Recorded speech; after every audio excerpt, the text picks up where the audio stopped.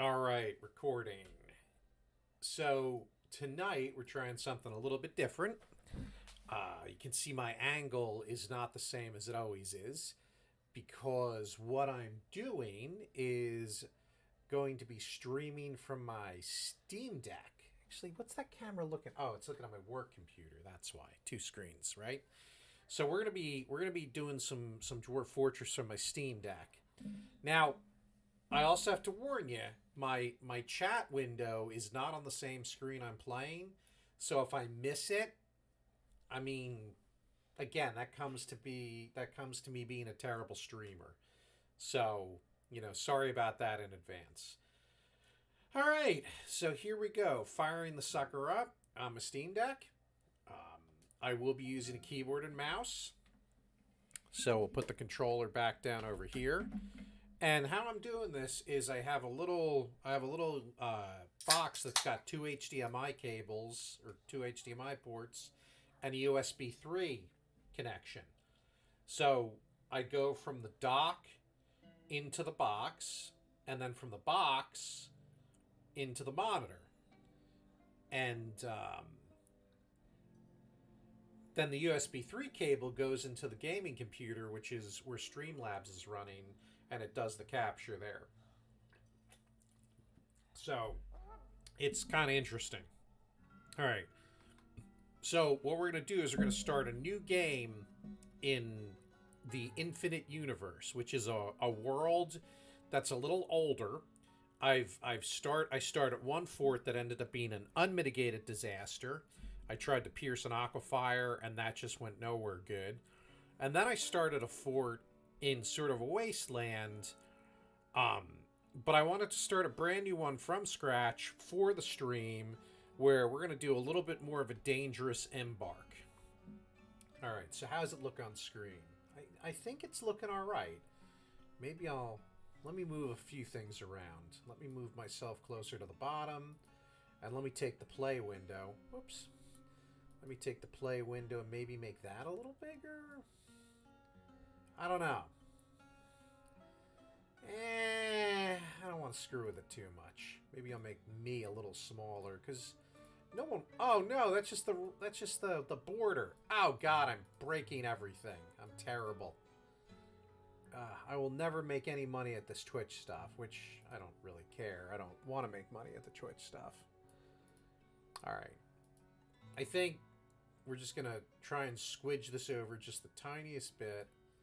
What? Oh, that's the alert box. Good lord. All right, that's all I'm gonna do.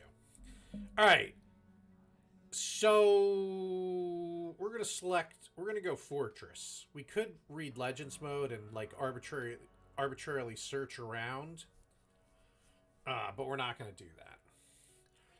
Now we ended our last game in obsidian, so it's gonna do 2 weeks, and then start us, I believe, in obsidian. So we're not going to be starting at exactly the same time that we would normally. This might actually be a winter start. So we're going to spend a little more time, and I might even carefully prepare for the embark. We'll see. We are going to skip the tutorial. All right. So here's our world. Right? There's quite a bit going on. I'm trying to see, where did I last have my fort? I think it was over here somewhere. I think I started a fort up here. You see the sinister area right here? This might be around where my first fort died. We're gonna, if we zoom in here, by the way, we can kind of see what we got going on here. So we've got a sinister woodland right here. And if we were to be crazy and start here, we've got this dwarven tower, which is not a good place. Page squeezes. In fact, let's do that. Let's page squeezes. If we actually quit out of this, we could look that tower up. Let's see here. Actually, let's look at reclaim, unretire. That's a very old one. This might be the, oh, yeah, yeah. This is the, this is where I was last time, I think. Or was it Gilt Wadded? No, it might have been Gilt Wadded. Those, I think, were my two. Were two of the places I claimed, and this was this place I abandoned because of the aquifer. So I am not going to reclaim. But here's what I am going to do. We're going to find an embark location. We want someplace evil. We do not want a heavy aquifer. We do want a flux stone layer. And we'll give or take on aquifer. Let's see here. We probably want... Let's see if we can find one with a river. And then we'll just begin searching. And what the game will do, it'll start searching all of the... I know this is taking a little bit, right? But it'll search all of the potential embark areas to find sites that meet what we're asking for. And we can see it's already found some down here in the south.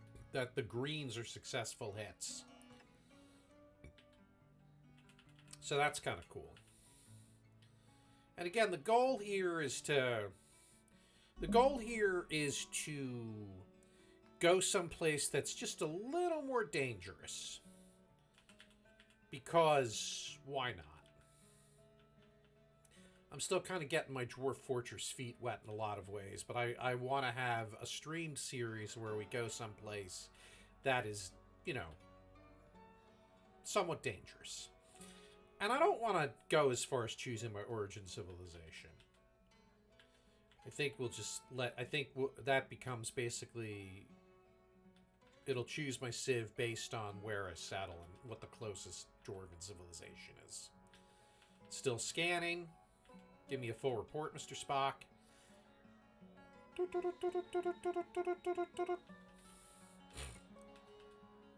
Yeah, since the world's a little older than usual, there's going to be more settlements than there would be if it was just 100 years. We're 250 years.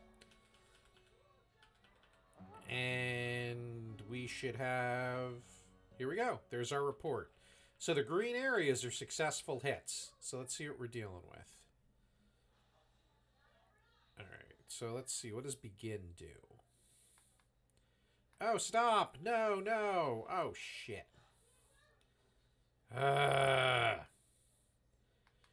We're going to have to let it do it again, because I did the wrong thing. I should have just closed this window.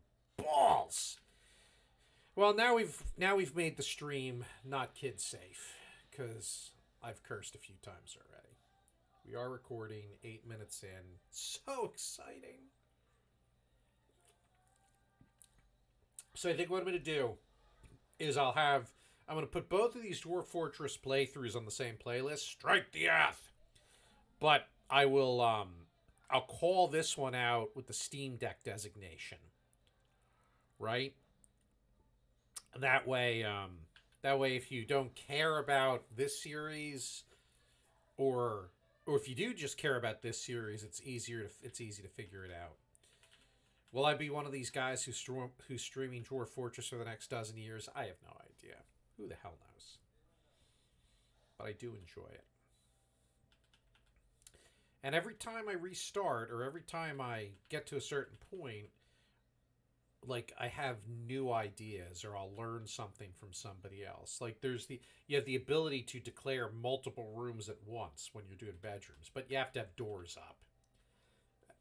Doors and beds. But we might try that this time. We might try it this time. Alright, here we go. And we're almost there. 69! Okay. Sorry. Alright. Okay, now I had to close that so we could see. So what do we got here? So this is Haunted. Heavily forested. Let's... Oh, Dark Goblin Fortress. Let's zoom in and see what we got around here.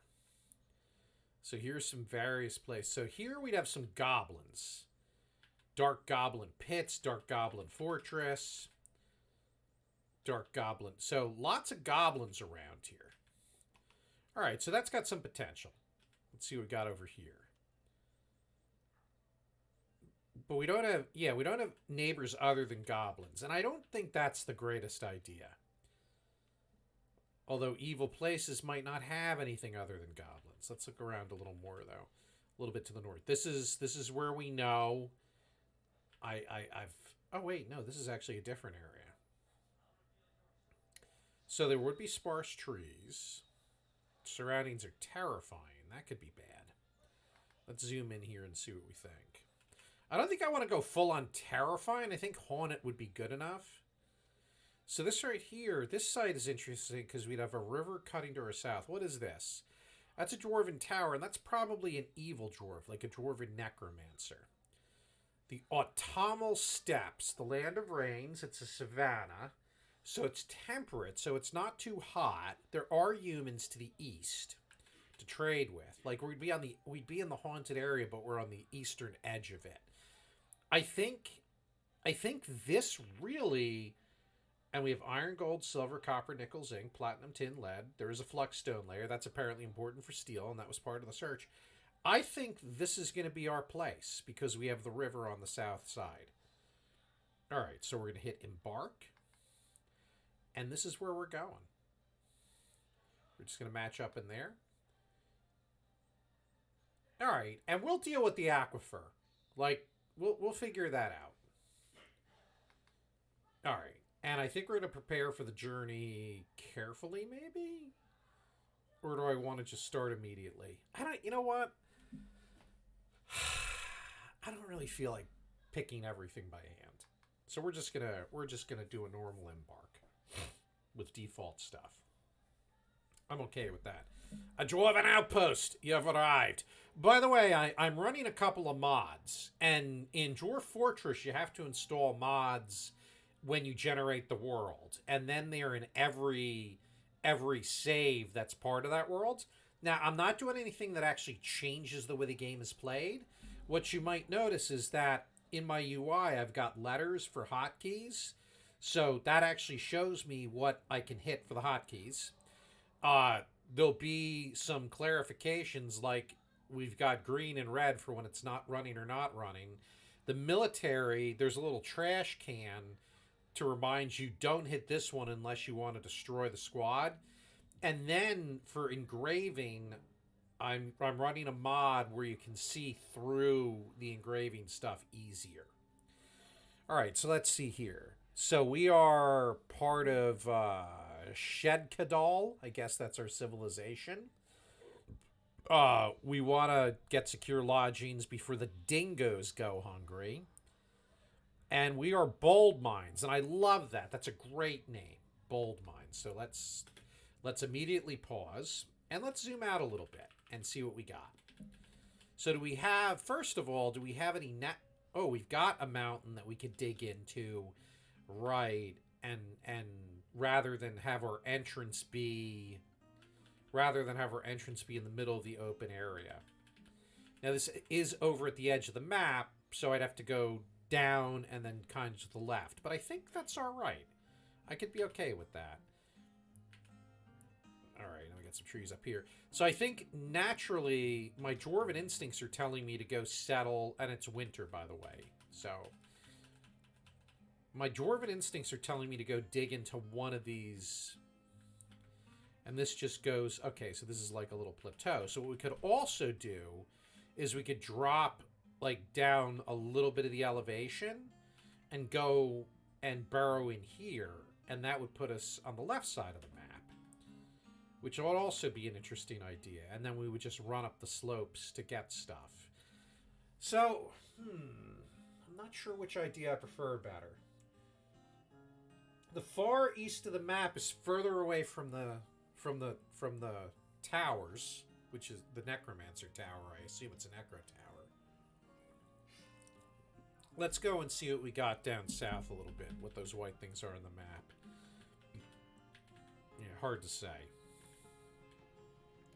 We could be dealing with a frozen river right here. This white stuff on the map here could actually be like the frozen river. All right. Who is pinging me? Oh, my daughter talking about her cat. I think what I'm comfortable with is this. I think we zoom in a little, right? I think we carve an entryway into here. I think we carve an entryway like 4 blocks, and then we go back about that. Yeah. We carve an entryway. So it would look like that, right? And then what I want to do is I want to do a hallway to swing up. And then what we'll do is we will secure this a little bit. We're okay, that's edge of map. That's as far as I can go. Okay. So if I do a big door here, or don't even do a door, and I put a 2x2 bridge here that we can pull up to seal this off, this will be where the stairways are. The first stairway going down will be. I think that's our move. All right, so we're going to remove this, and instead we're going to make that a staircase order. We'll do, and then we'll go down, and we'll bring the first stairs here, and then we'll cut a path this way. Yeah. And then the fortress proper will do some more stairs here. Okay.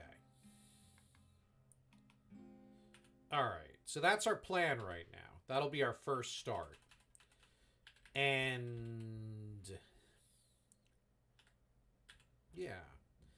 All right, so let's look at the labor. We're going to get all of our first time messages, right? That's going to be happening. What I'm going to do is for Vukar, we only want him mining. Right? We don't want other people, we don't want him doing other jobs.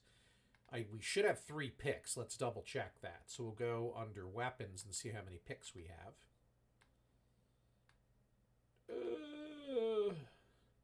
Typically we ship out with 3 copper picks. Yeah, we have 3 copper picks, right?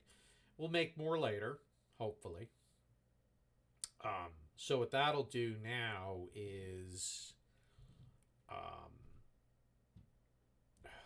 I don't know why I'm having a hard time with this. So these three will start as our miners.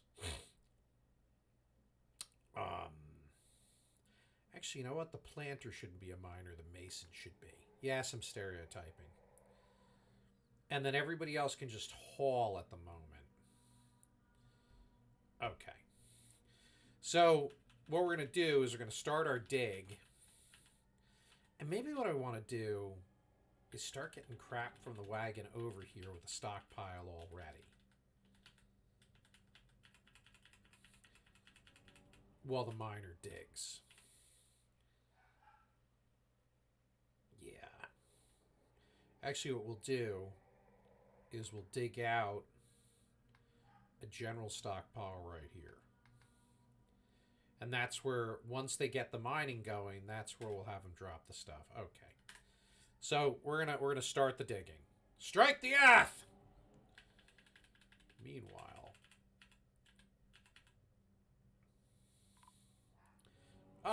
We changed to spring. So we started right at the end of winter.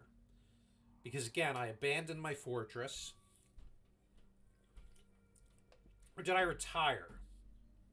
I think I left. I forget which option I used. They might still be there, or I might have abandoned it. I don't remember. But it doesn't matter. So this is saving everything, including all the flippin' announcements. That takes the longest because we have 250 years of announcements, apparently.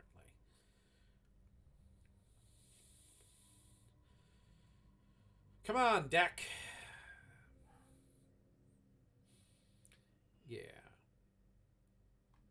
wish that were a little more performant. What I have is my deck is the 64 gig model, and Dwarf Fortress is installed on the SD card. So maybe if I move it to the internal card, I wonder if that would be faster. That might be worth doing, but we're not going to worry about that at this moment. All right, we're going to pause. Don't show again. We want to make a pasture area, and we want that to be like right near the entrance of the fort. This is where we want the animals to be. And then what we're going to do is the dogs and the cats, I let roam free, but all the other stuff gets put in the pasture. All right, there we go. So the dwarves should now escort the animals to their new home. We've got a sandy clay cavern floor, which I can farm on if I need to, and more clay here. So that's fantastic. All right. And these guys doing some more mining. And then this is silt. So we've got a couple of layers of what would be very farmable stuff. All right, let's stop now. We're going to make our first stockpile. We're going to add it, and it's going to go right here. And this will be all the important stuff from the wagon. All right, so we're going to go all, and then we're going to exclude some stuff from it, right? We don't want, here's some stuff we don't want. We don't want refuse. We don't want corpses. We also don't want stone. And I'm not sure that we want wood in this stockpile. I think we're going to make a different stockpile for the wood. So this will be mostly the stuff that is the supplies that are on the wagon. All right. So, and then what we'll do is we will, over here, we'll do another stockpile.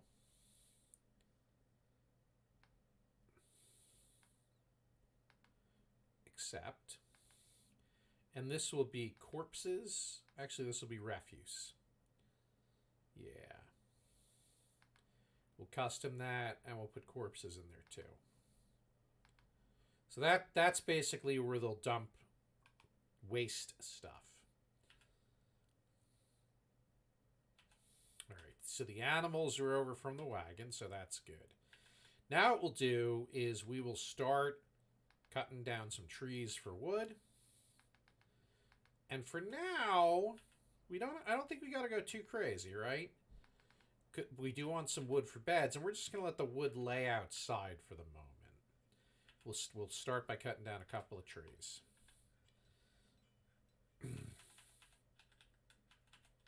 And then once the wagon's empty, we will deconstruct it. We'll take it apart and we'll recover the wood. Now, hopefully the snow is going to melt soon, because this is supposed to be a temperate area. All right, let's go down a little bit and see what we're dealing with. So there's the stairs into the fortress.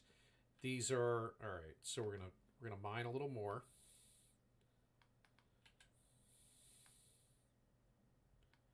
Mine a little more. We'll do like some spokes here. I want to get down into proper rock.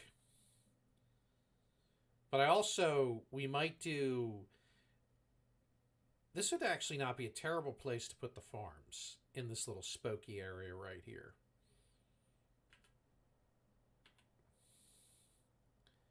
Let's mine a little more. I think that's actually kind of a cool idea. And then all right, so now we'll go to stairs. And now what I want to do is we're going to go down a few levels and see how long it takes us to hit either the aquifer or the rock. Right? And that didn't take long at all. So one little thing down is we've got some damp stone. Damp white stone wall. Okay. So what am I going to do? All right. Well, before I do anything else, let's do this. Let's do farming, and let's do a farm plot here. Let's do farming, workshops, farming, farm plot. We're going to keep building after placement. Okay. I was kind of hoping I wouldn't hit the aquifer that soon because I'm not very good with them. Now there's ways to deal with them where you essentially build a wall around as you mine, but I have a hard time with it sometimes. So let's do this. We've declared that. How are we doing with the wood chopping? We're not doing anything with the wood chopping yet. All right, I only want him to chop wood now because I want some wood. I don't really want to settle in the sandy part of this area. I really would like proper rock, but we clearly don't have it yet.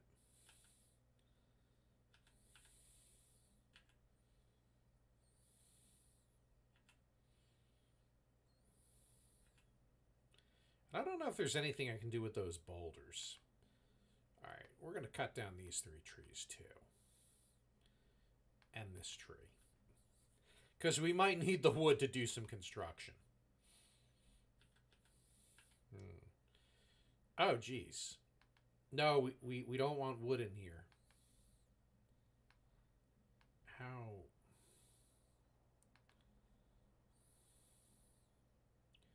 Why is there wood in here?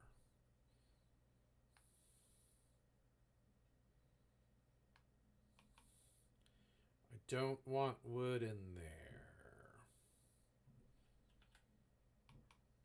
All right, because stuff rots in the refuse quicker.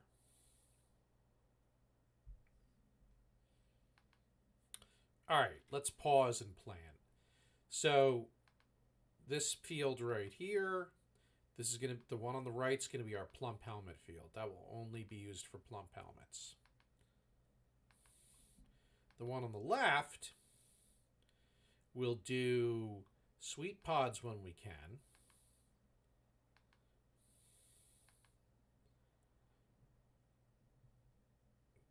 And pigtails when we can.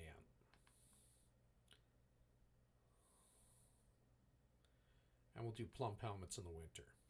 This field up here, we'll do sweet pods, cave wheat, and plump helmets. Dimple cups are used for dyes. This other stuff, these other plants are actually useful for booze. Plump helmets, pigtails. This one will mix it up a little bit more. More cave wheat, and then plump helmets. So we're gonna have a mix of different things in each field, but we should always have some stuff growing. And then, now that I'm thinking about it, under the labors, we're gonna go to kitchen. And plump helmets, we are not allowed to cook with them. Not allowed to cook with them.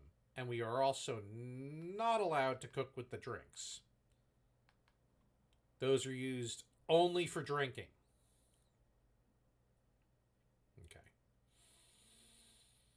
Okay. Now, here's where we've got a problem. Until such a time that I get until such a time that I can deal with that aquifer, we're going to probably have to settle a little bit on this level, which is not what I wanted to do. But we're going to dig this out for a stockpile as well. That's where we'll put the lumber.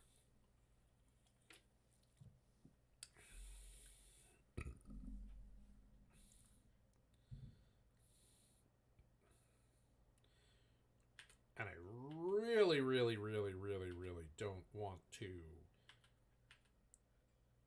Well, I might not have a choice on some things.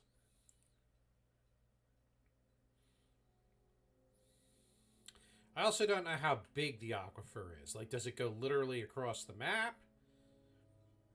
Could I, go sideways and go around it? I don't know. All right. Hey, how you doing, Ian? So, I'll give you the same warning I gave folk who weren't here at the beginning. I'm playing on my Steam Deck, and the chat window is off to my right. So, I may be terrible at keeping an eye on that. So, just so you're aware, don't be offended if you're saying witty things, which you always do. You always do say witty things. And it's not that I'm disliking what you're saying, it's that I am not looking at that all the time. What is the relevant question? Happy to answer relevant questions. Here we go. And if you missed the beginning, I am in a pretty haunted ass biome at this point. In fact, let's see if there's any spooky things. There's dingoes! So there are dingoes. The baby ate the dingo! A small dog. They are known to attack livestock. Oh, good. So, that's not great. So these dingoes will probably try to eat my livestock. The dingo ate my baby. Okay, is the sepia paint your local government? So if you hover, here, how can we do this? Yeah, don't show again. Oh, I know where you can look. So if you go to the world map, you go okay, and you go center on fort, and you hover over your fort, it'll tell you the name of the fort and the site government. So my site government is the Silvery Tomb. So when you hover on your fort, if it says site government, the sepia paint, that means he gave it to you. Like, you're free to do with it. Like, you can give it as a symbol to a noble, and then that noble will carry that around. You can put it on display to make a room more valuable. You can do a bunch of stuff with it. Yep, like put it on a pedestal. Absolutely. You could build a pedestal or a display case. Pedestals are easier, right? All you need is a hunk of rock and make a rock pedestal. And you probably figured this out. Sometimes rooms need to be a certain value to count. Like, nobles want fancier quarters or whatever. But by displaying artifacts like this on a pedestal in that room, it'll increase the value of it.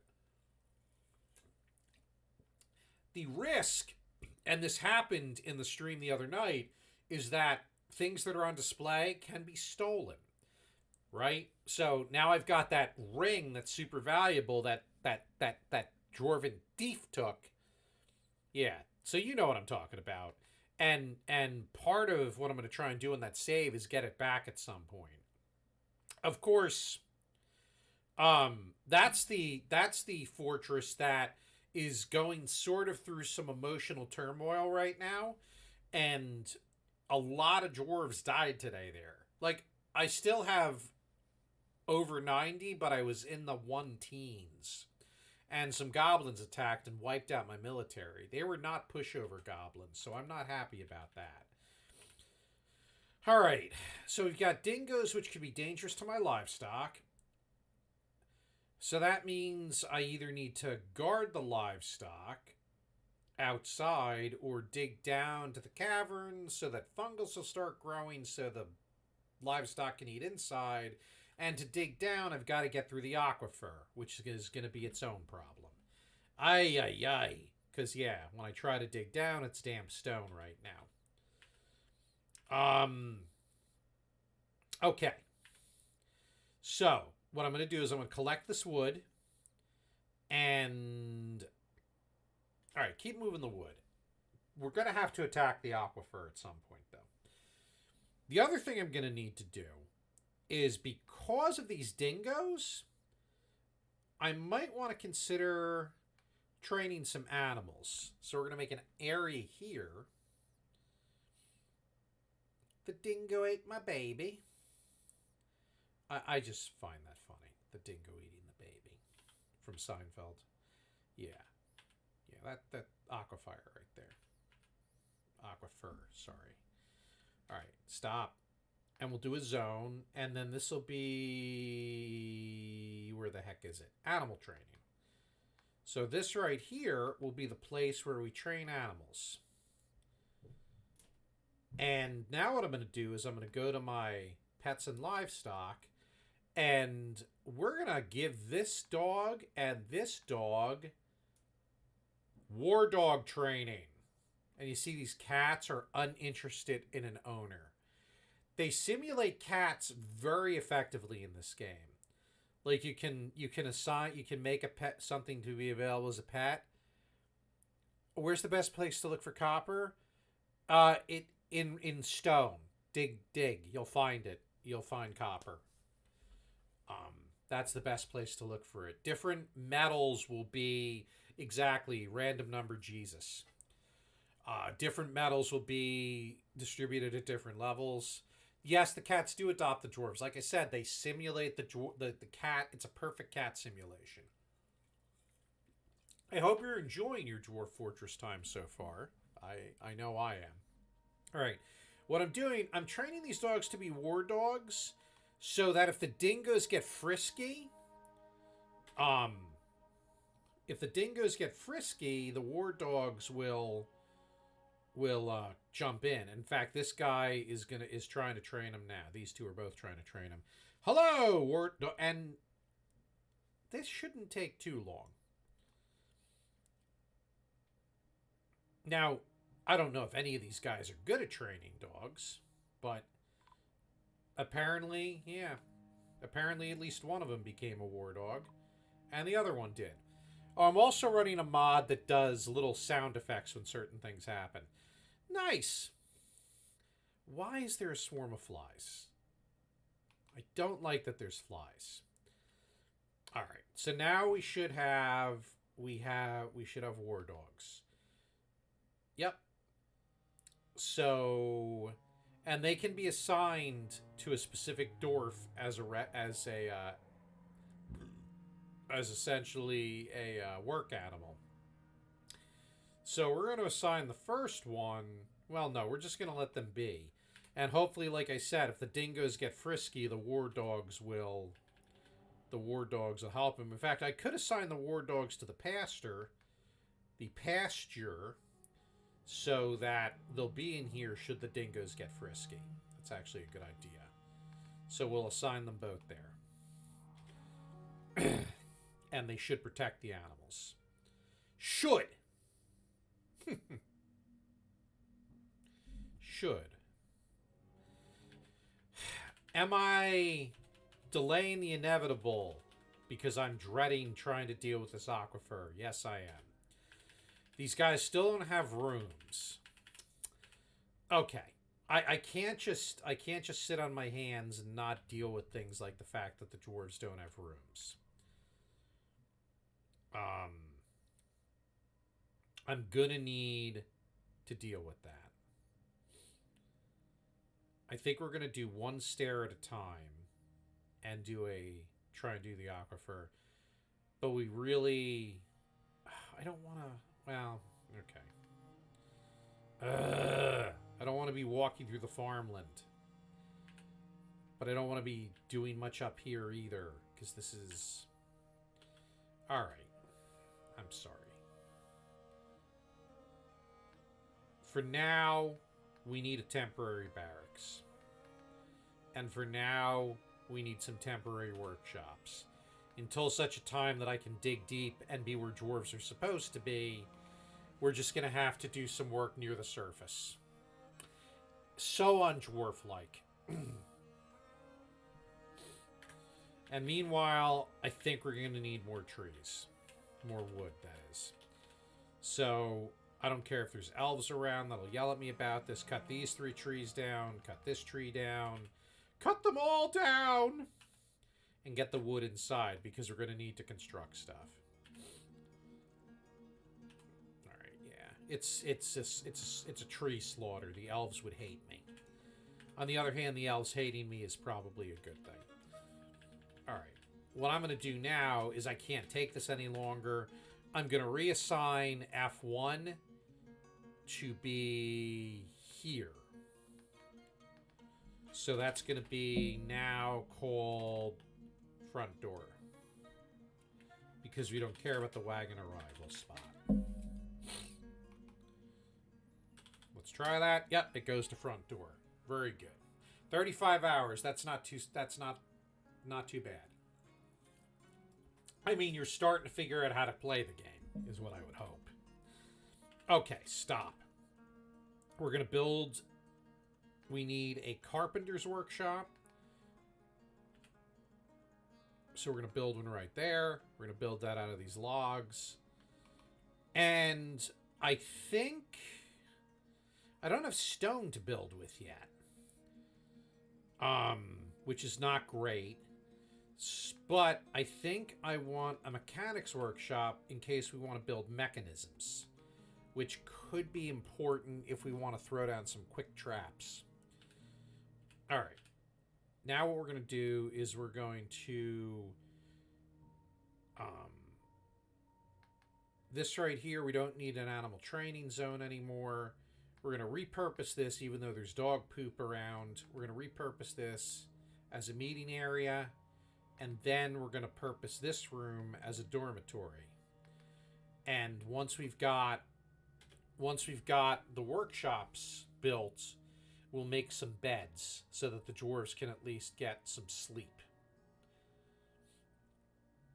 In a real bed. Because it's been days without a real bed.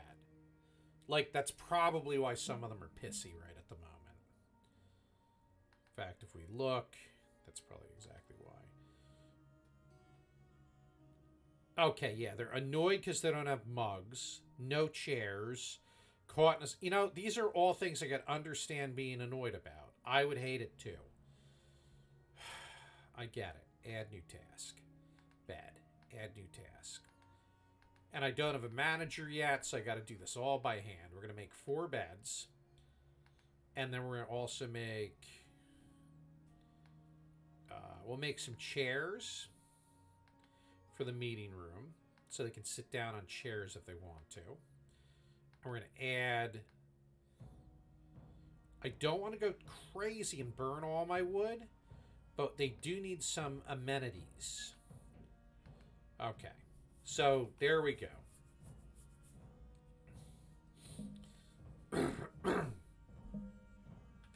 Up, and there we've got a bed. So we're going to do build bed. Oh, we've got 2 already. Very nice. And because it's a dorm, anybody will sleep there. But I think them just having some beds to sleep in rather than being on the floor will make them a little happier. Right? There's another bed. Build it. Yeah, it's a self-sustaining fortress until it isn't.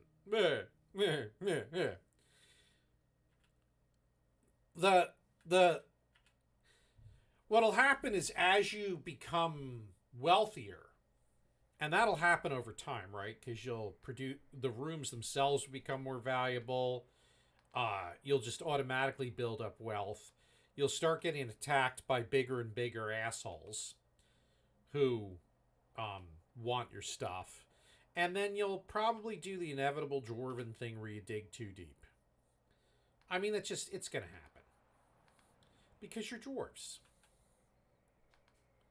Right? I mean, the dwarves of Moria did it. Look, a chair. We'll do another chair here.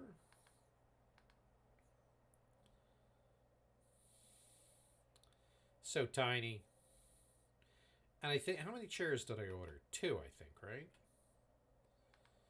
Yeah, 2 chairs and 2 tables. Just to try and give them a little bit of comfort. And then by creating this stuff, I will then move onward and try and pierce the aquifer. You went down to 0 already. Oh, so you've lost a fortress once. Yeah. Well, losing is fun. That's what they say.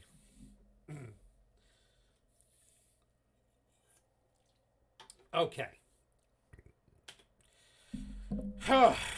Now, here's where things could possibly go to hell.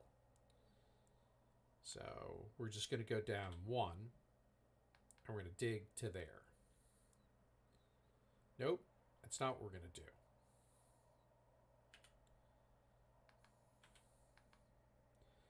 All right, and then what I do is I build walls. I do a 3x3 room. No, I dig. Okay, I know what I need to do. Okay. Just will.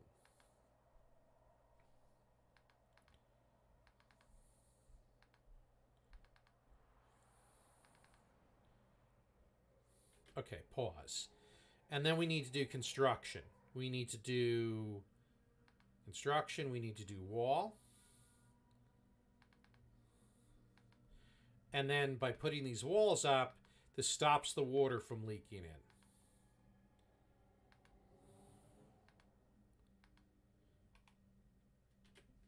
in. Okay. Woot. All right. So now what I need to do is I now need to go erase. All right, I've erased all my stair building orders because we don't want that to happen. All right, now what I have to do, see, these are all damp, but now that I got walls, it's safe, in theory. So now what I need to do is I need to do a stair building order, and we'll see what happens. And of course it complains because it's damp. Now I'll pause, do regular mining. Mine there, mine there, mine there, mine there. Unpause. Pause.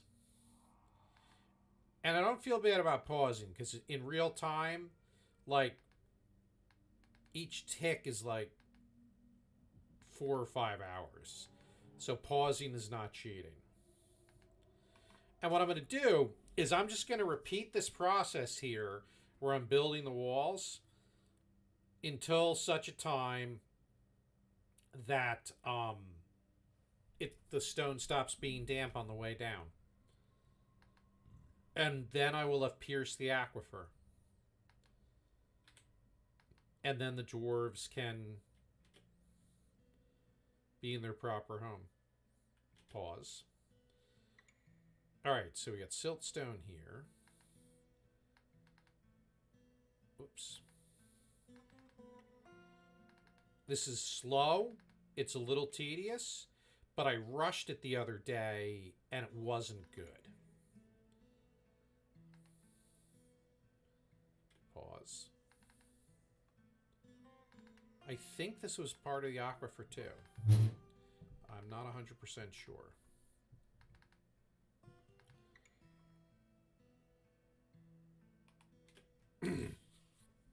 We'll know once they build those walls, because it'll show me whether those walls are damp.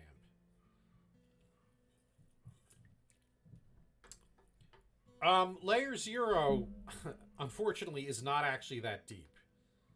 There's layers that are much deeper. Yeah, we can see I'm successfully piercing the aquifer. Let's not get cocky, though.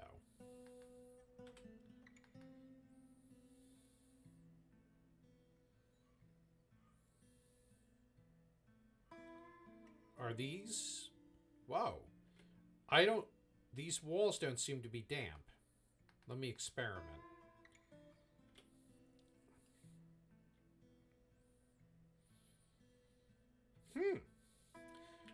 By Jove, I think we've got it. Mine out that whole area. I successfully have pierced an aquifer, and I will be able to use it for nefarious purposes eventually. Oh, that is fantastic. Okay. Now, with that done proper, let's build a main hallway here. Oh, this is fantastic. We are now cooking with gas.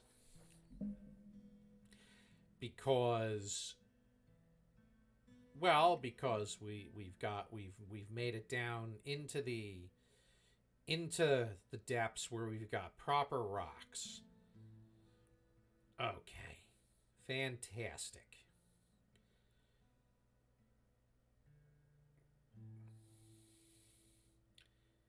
Petrified wood wall. Yeah. Oof. Nice. Nice. So this is iron ore if we refine it. That's fantastic. That's clay. What is this? This just is used to build stuff. Okay. Fantastic.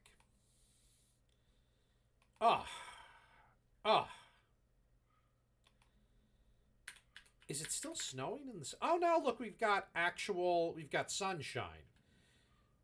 All right. Very good. Now what I want to do, because we're in sort of a dangerous biome.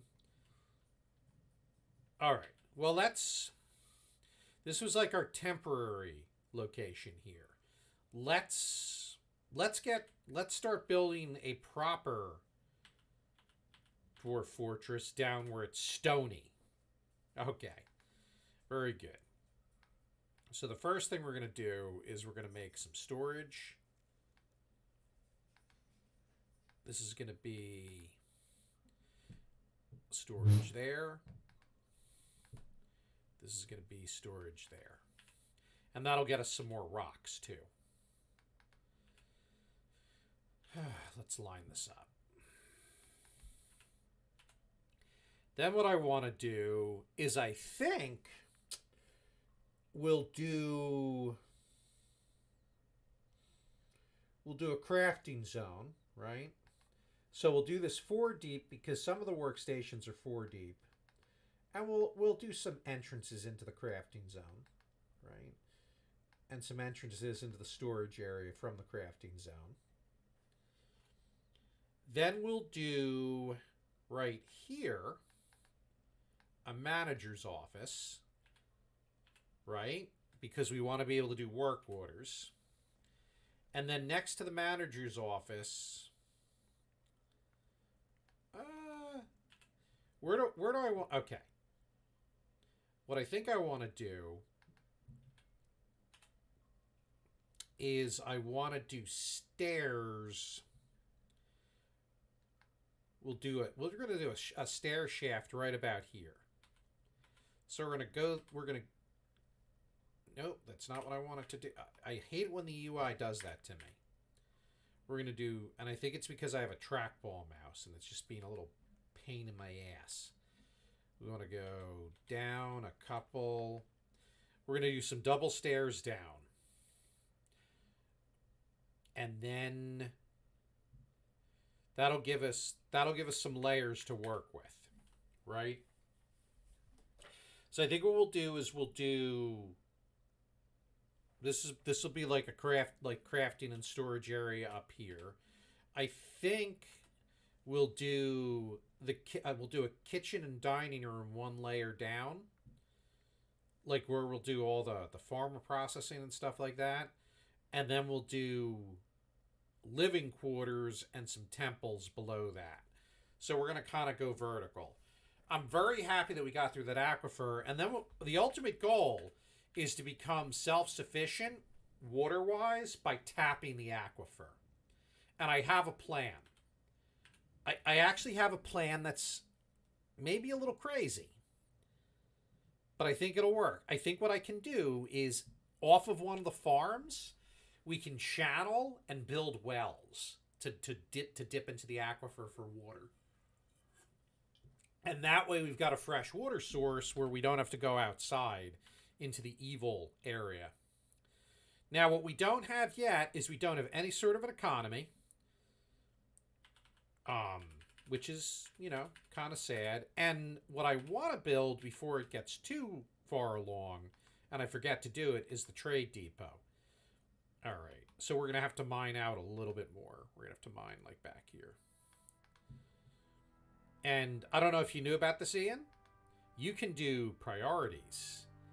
So this is going to be #1 priority for mining. Did you know about priorities? That's something I picked up by watching other streamers. So if you and priorities will work with anything. So, and if you're a RimWorld player, you knew about those, or Oxygen not included. They're pretty tight. And we need to do this too. Okay. So the trade depot will be the first thing here. All right. Build trade depot. There we are. Too close to edge. What do you mean too close to edge? I don't know what that means. Does it mean it's too close to the map edge?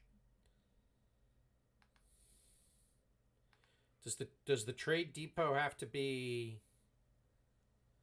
Oh yeah, I guess it like physically can't be that far out. Oh, dag. All right. Well, you know what? We'll build it right there for now. I'm okay with that. Oh, we got some dead crows. Coat it with water. The tears of the crow. All right, so all we're gonna have a colony of honeybees. That could be handy. Mead, anybody? Let's disassemble the wagon to recover its wood.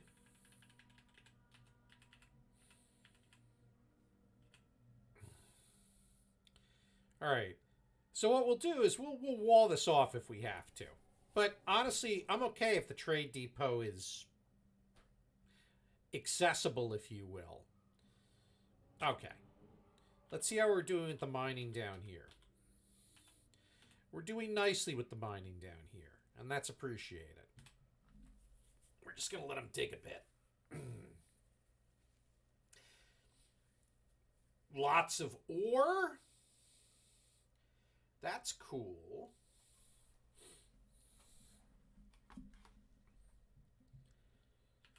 All right.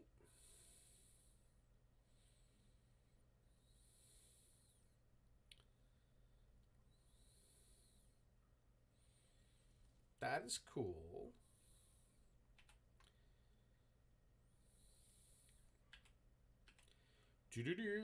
Just mine.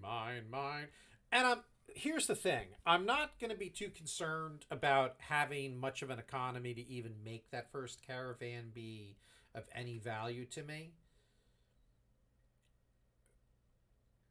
I'm not going to rush. I'm more concerned with getting us into a place where we can be relatively safe if something nasty shows up.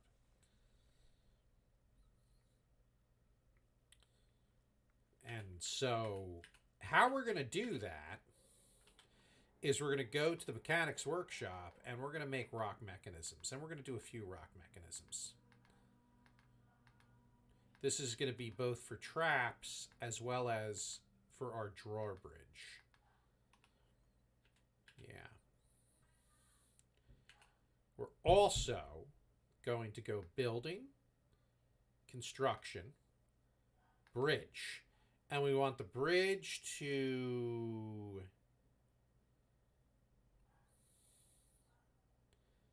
All right, so let's see here. Select the draw direction below. Oh, wow. So we want it to go...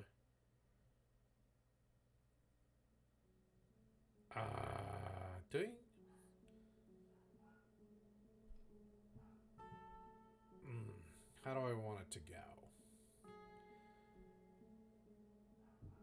Well, it's not going to matter if I place it there. Well...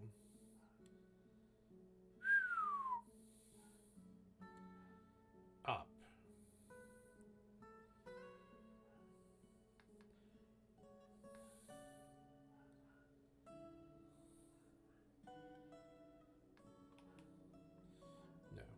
want it to be, we don't want it to be cornered like that. So construction, bridge, we want it to go up, and we want it to start here so that they can't sneak around the corners. Okay, and we're going to make it out of stone. Okay.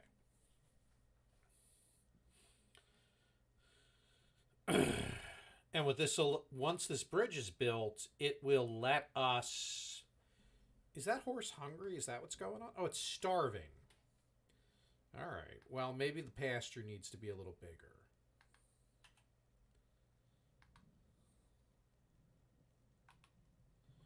Oops.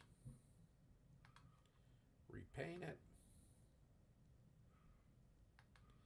I just don't want the dingoes getting you.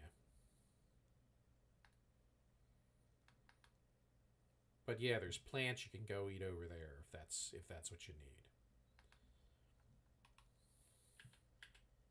Anyway, so this little drawbridge right here, this isn't about being a bridge. This is about we want machines, fluids, lever. We're going to put the lever right here. No, we're going to put the lever right here.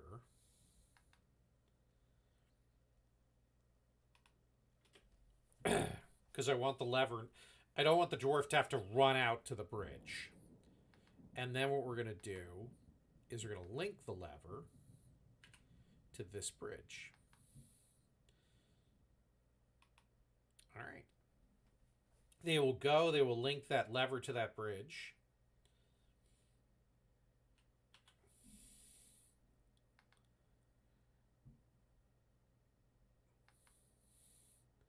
And we'll have one of them go pull it. And now, boom, the bridge is up. And stuff can't get in. Right? The fortress is now secure.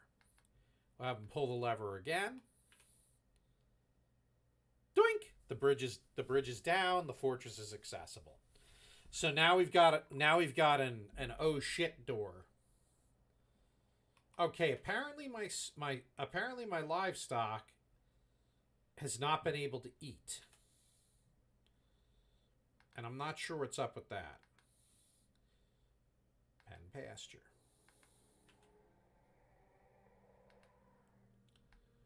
I mean, I thought you had plenty of stuff you could graze on here.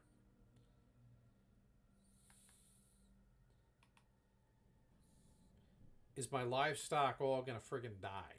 Well, you know what? If it does, I don't even really care that much. Yeah, I know. That's terrible. All right, so I've got the oh shit lever built. Now what I can do, we're gonna lay out some workshops here.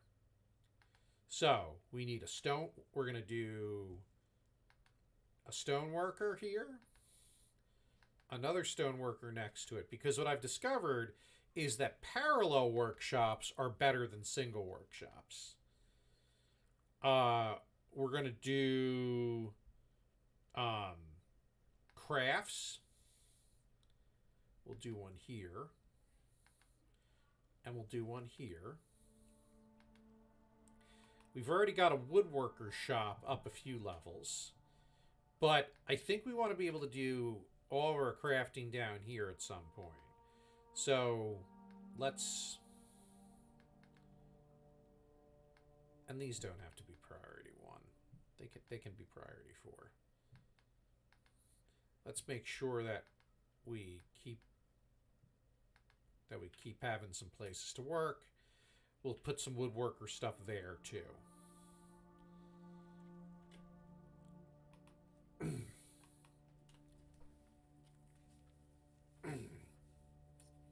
So there go our pretty workshops. We can start building rock things. All right. So we're gonna make a rock table and a rock throne. That's going to be for our manager. And then we can start doing work orders. And we're going to add a task here. Make a rock door. So that he has some privacy. Some privacy. Oh, we got some migrants. Very nice. Now, our dwarves are relatively not pissy again. I mean, I'm sure they'd love their own quarters, and that's going to come.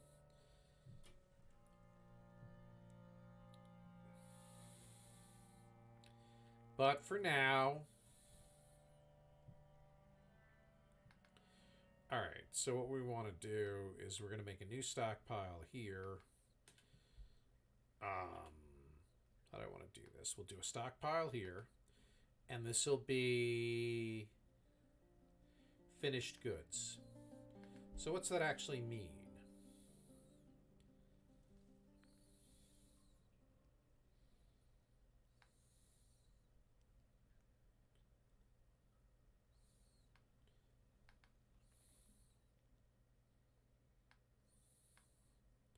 I think finished goods means what it means. Handwear, rings, totem, quivers, chains, crowns. Like, where's furniture? Bed. Where would beds be?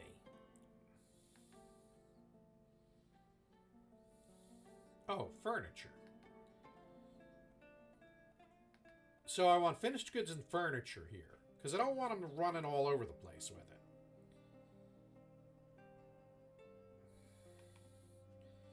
And then over here, we'll do a new stockpile.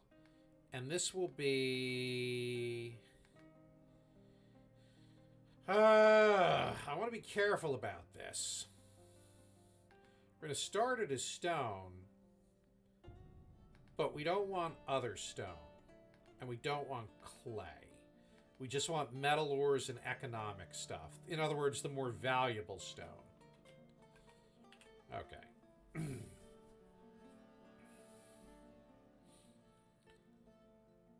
Alright, and then what we're going to do, we're going to set up a noble, we're going to have a manager, and we're going to have the expedition leader do it, because that's kind of what I always do. I make him be the manager. Right? And so we'll go to work orders, and the first thing we'll do is we'll go to bed, and we'll have the dwarfs make 10 beds. We'll add another work order, and we'll go stone or rock door. We want doors. We'll go bins. No, we don't want an adamantium bookbinding. Wooden bin. Make wooden bin. And we're going to put some logic behind that. We're going to say, if the number of empty bins is less than 10, then make 10 bins. And that, because the bins are so important for storage. You move furniture by... I'll show you how you move furniture. Because it's not necessarily intuitive. You go to the piece of furniture, and you hit this little thing that says, remove this building. It doesn't destroy it. It then is just, it's moved and put back into storage. Hopefully that helps. All right.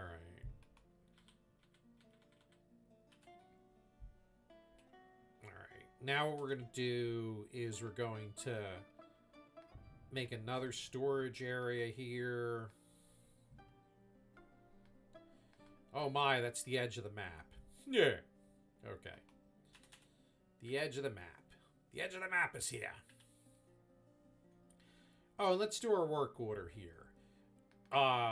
We do want to have something we can trade with. So we'll do a rock figurine work order, and we'll do some other logic on that too. If the number of rock figurines is less than let's see, less than, we'll say 150, then they'll start a new work order to make 10.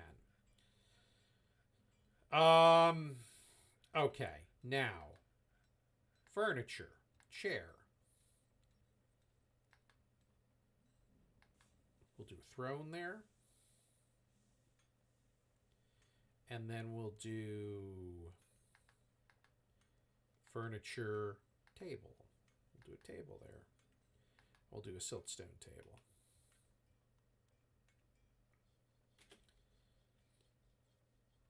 What are our work orders right now? We're making doors, we're making beds. Okay.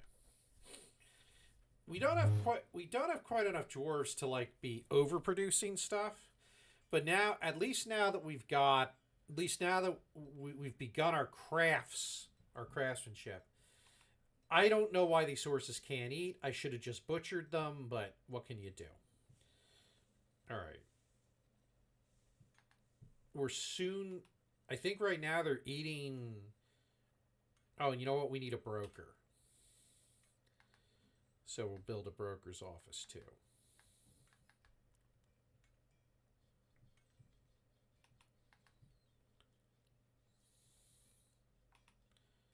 So we'll go add new task.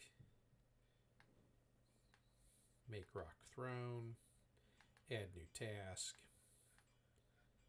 No, we don't need coffins yet. Soon enough. Table.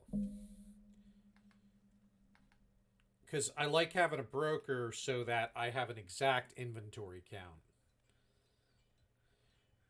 You buy from the caravan. So the stuff so what'll happen when you do a trade action, and you could look in my streams and see where I've had them. On the left side is what the caravan is selling. On the right side is the stuff you can trade. So what I do is I pick the stuff I want from the caravan, and on the bottom it tells me the merchant's profit, which will start as negative, and then I just start selecting stuff on the right side, which is the stuff I'm saying I will give you these items in exchange for what I've picked. And then as long as when the profit is in green, the merchant will probably definitely accept the trade. If the profit's in yellow, they might not. They might be like, no, you're trying to rip me off. Right? So that's a little bit of a game about getting them to accept the trade. But that's what I do.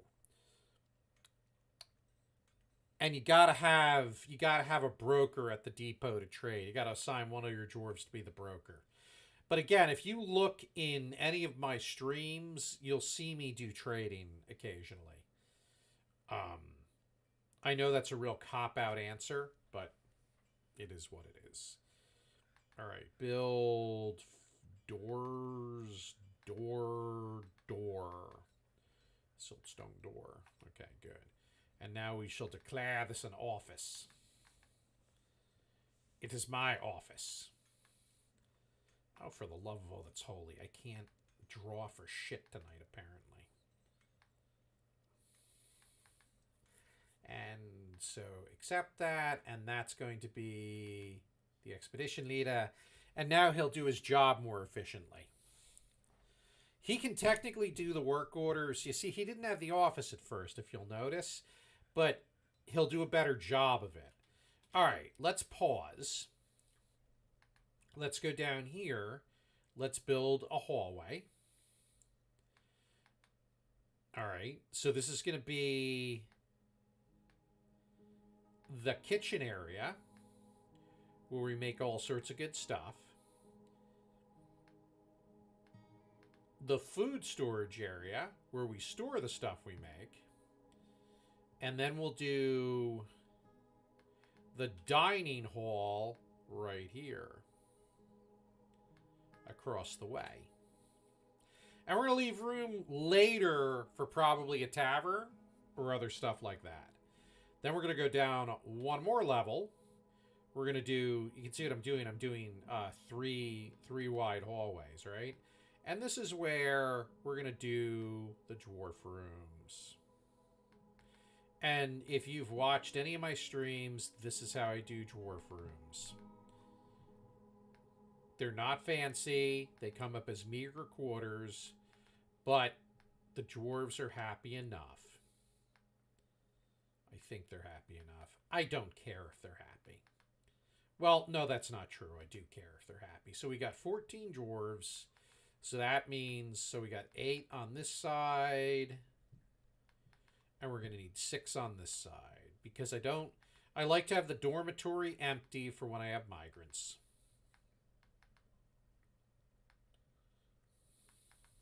And the migrants are sent by your government, so, I mean, you can banish dwarves, and I have a guy who I probably should banish who's caused so much trouble, but it's hard, right? You don't just want to kick the poor guy out.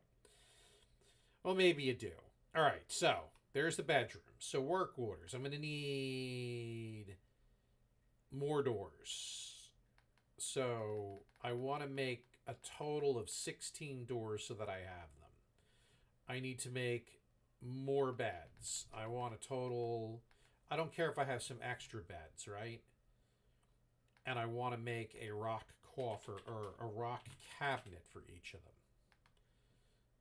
So that's going to be 14.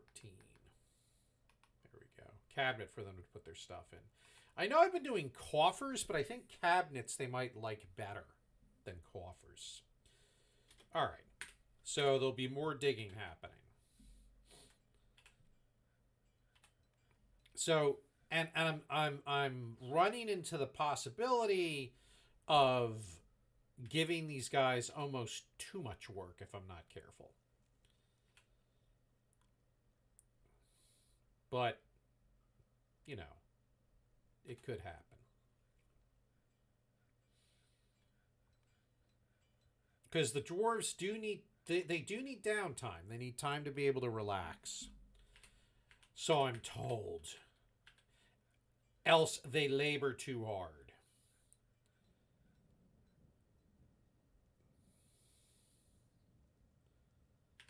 All right, how are we doing? How many dead animals are out here? So apparently, it's not good grazing for the horses, and the cow's probably about to not be doing so great either. Let me check that, because if the cow is going to starve, I might as well slaughter him. Yeah, he's starving. Okay. So we got to get the kitchen.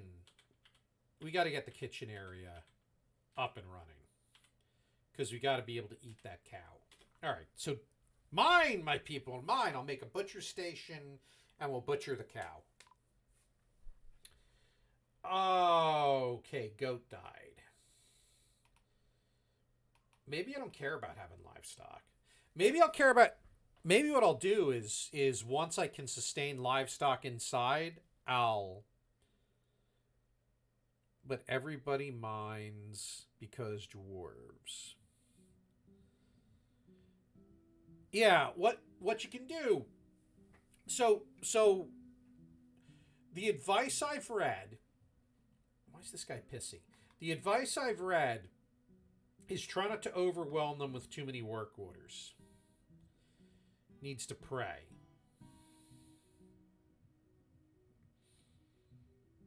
He didn't like being in the rain. Okay, you know, okay. This whole bullshit with them not having cups, let's deal with that. Mug.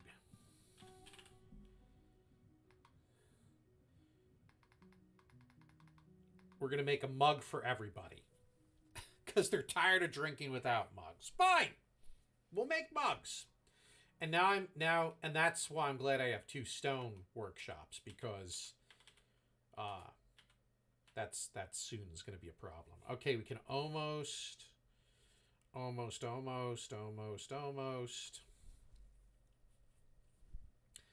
want this mined out so I can put a butcher's shop, but I don't want the cow to starve to death before they do that.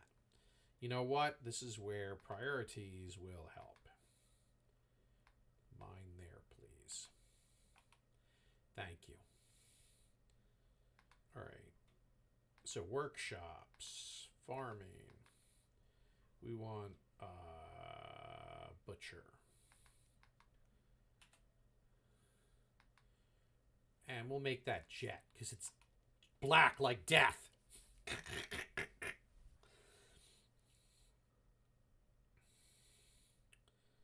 See, that's gorgeous. Okay, and now, where is it? Oh, God. Did the bull die? Oh, he's missing. Oh, good Lord.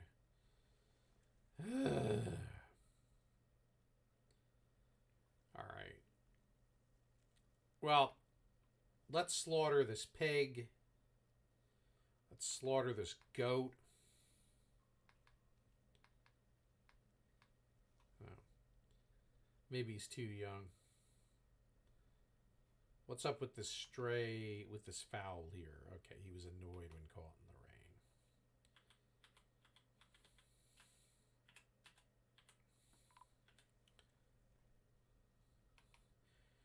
The stray bull has been missing for a week. How sad.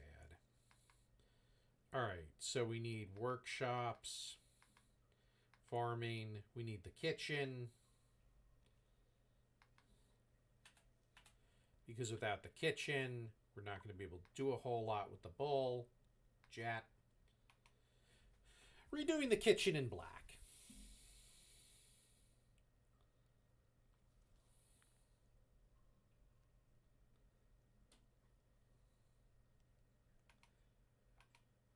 Alright, so is all the cow stuff here? Yeah. Or the pig stuff is there. Okay. So now what they'll do is, since there's the kitchen, they'll render the fat. So that's good. Let's do work orders. Now we need barrels. Because we need wooden barrels. And the barrels are going to have the same logic. If there's less than 10, make 10.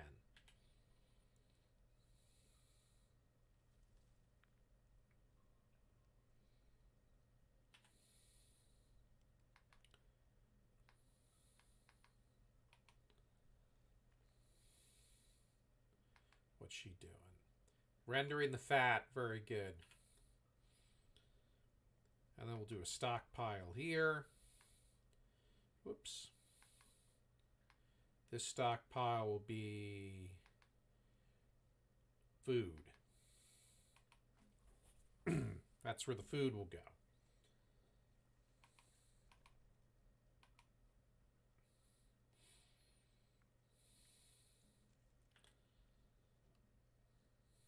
All right.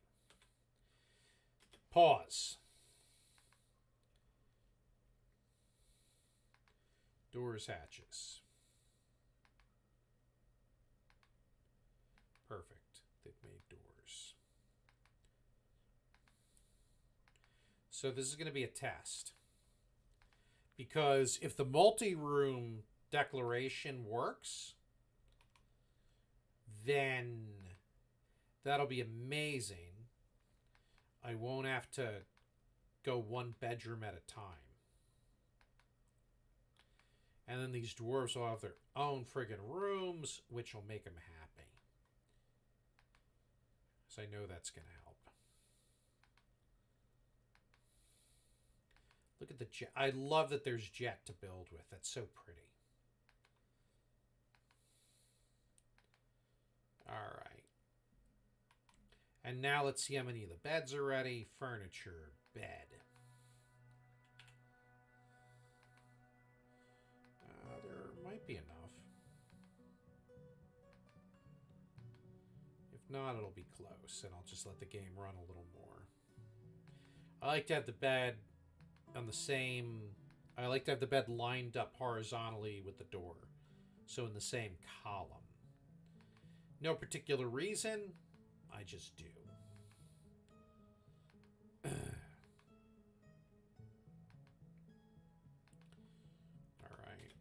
Gonna have to let it run a little more.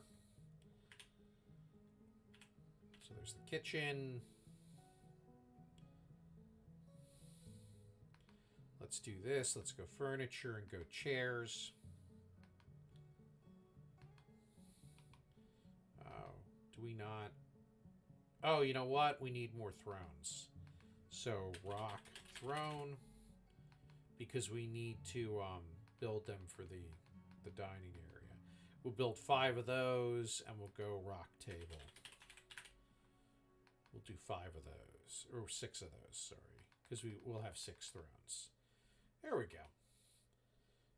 And for the dining room, what we'll do is that'll be our first smoothed out room, and you can see that mod. Normally that graphic would be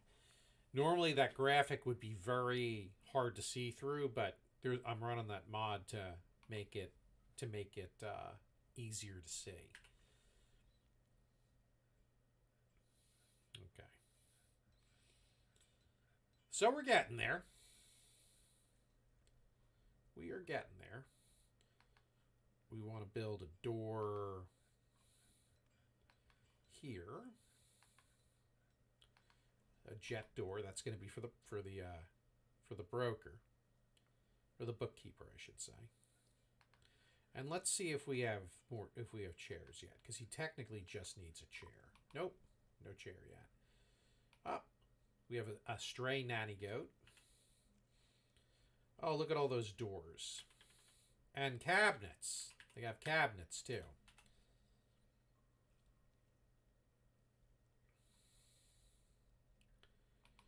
All right, very good. So let's place the cabinets. We'll pause for that. Apparently they like the cabinets better than the coffers. What do I know? I'm just the evil slave driver. Work, dwarves, work! The dingoes will get them.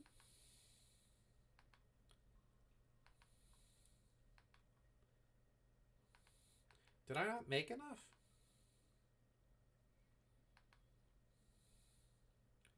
No, I guess I didn't. So I need 3 more. Do I need more cabinets?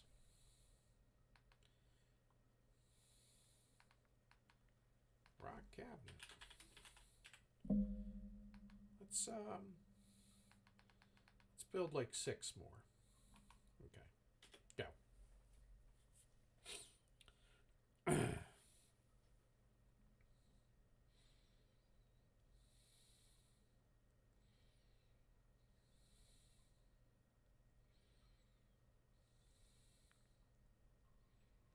How are we doing on beds?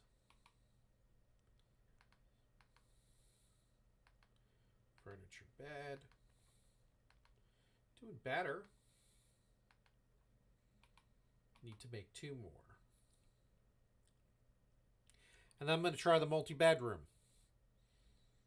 and see what happens.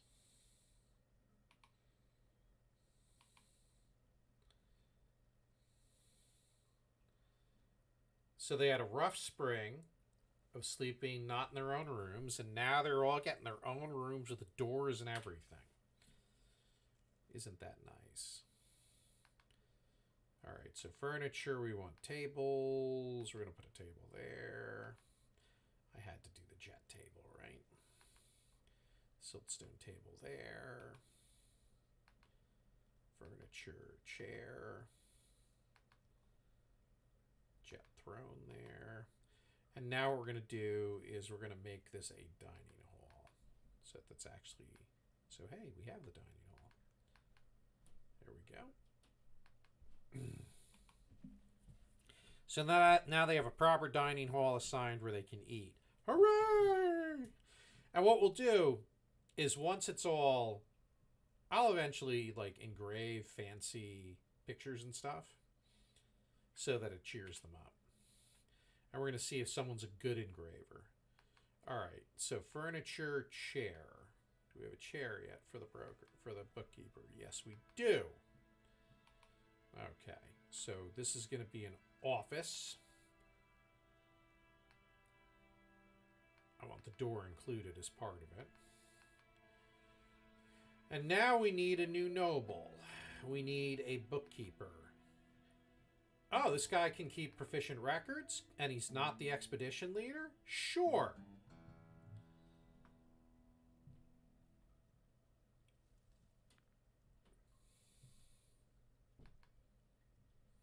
No, I want highest precision. That's what that is. Yep. You must work the highest precision. I want the stocks accurate. There's no reason for them to not be. You can now keep my books. Holy shit, we're out of drinks. That is not good. Okay. I can't believe I did that. Workshops, farming, still. Possibly the single-handedly most important building in the fortress. And oh my god. That's embarrassing. Oh! Embarrassing.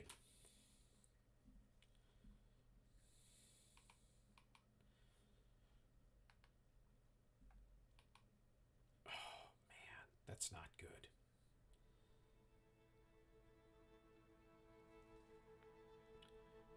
That could be why they're getting cranky.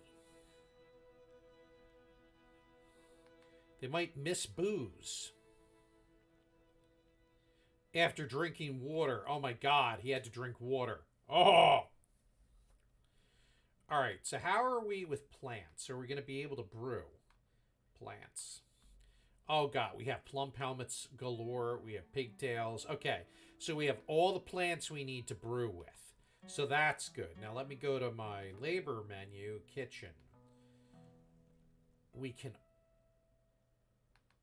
Okay, none of this stuff... Okay, good.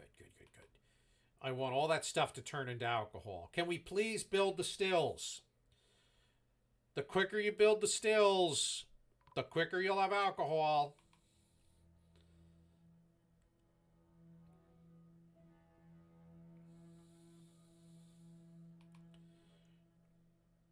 The quicker you build the stills, the quicker you'll have alcohol.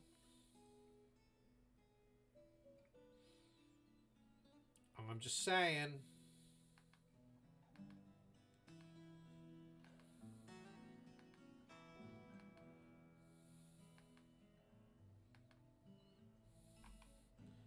Alright, let's try this. We'll see if the multi stuff is bugged.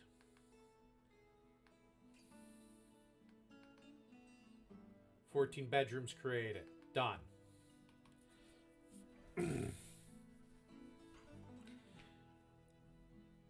Let's see if they've started claiming them.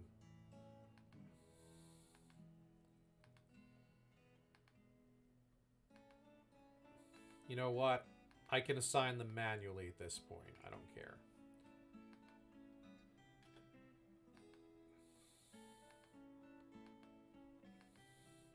That was just neat not having to draw them.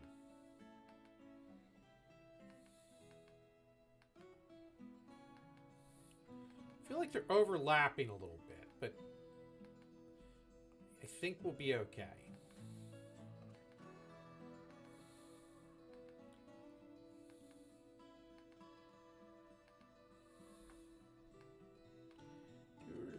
This feels pretty good, giving all these suckers their own bedrooms.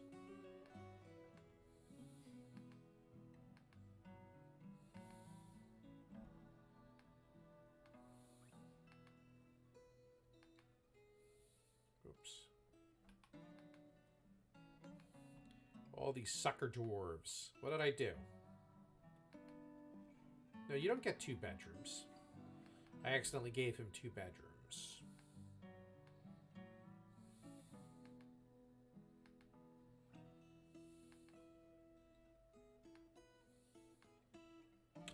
Do I have married couples here?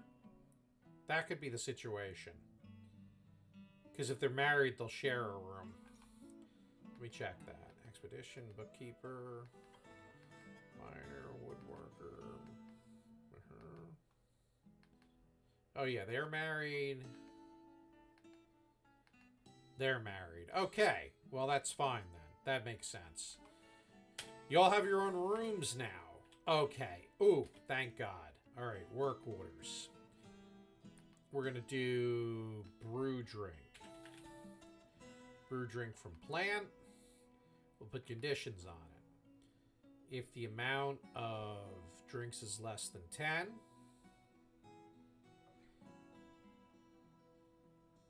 then we're going to do that.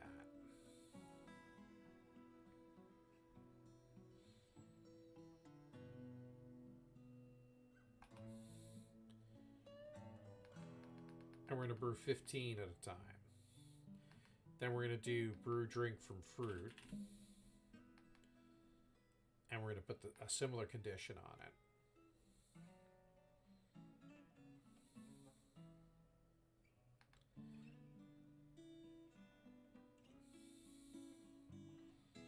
but we're gonna do a check for that.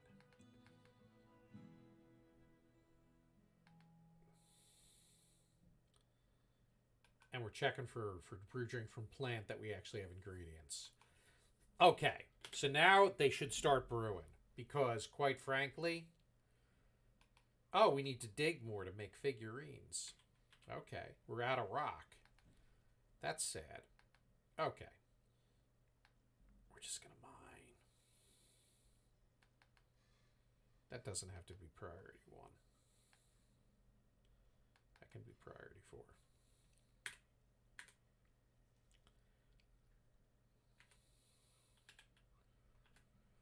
Alright, so what do we have here?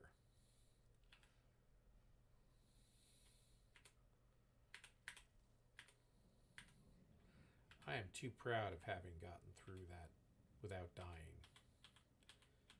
If I may brag a little bit.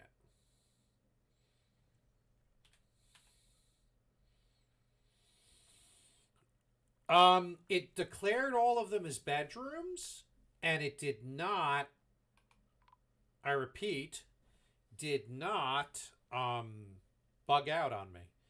I did assign the bedrooms individually to people, but it worked out okay. So that makes me happy. All right. Early autumn. There should be caravans soon. All right. Now that we got what I think is a good start here, at least from we need to get into jewelry, obviously. That's kind of a big deal. But I think maybe the next thing is to do some temples. Like maybe I'll build a generic temple, or I'll do the 2 largest groups of worshippers, right? And we'll slowly, because what I don't want to do, that seems to be important to the dwarves, having the temples and stuff. So that's big on making them happy. So what we'll do is we'll do the temples. We'll drill this stuff out here. Here, actually, let me do this. Because this is getting me new rocks, right? But I don't want it to be totally open.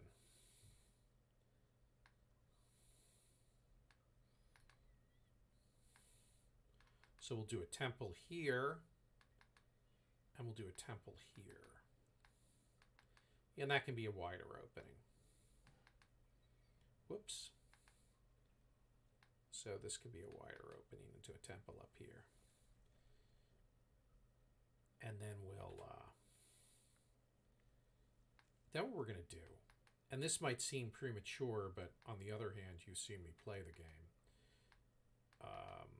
We'll start putting our first tomb for when we lose dwarves. Our first catacomb area. We'll build the rock coffin soon enough. Dank! I gotta also figure out when to start my military. I think for now I'm gonna rely on the oh shit machine.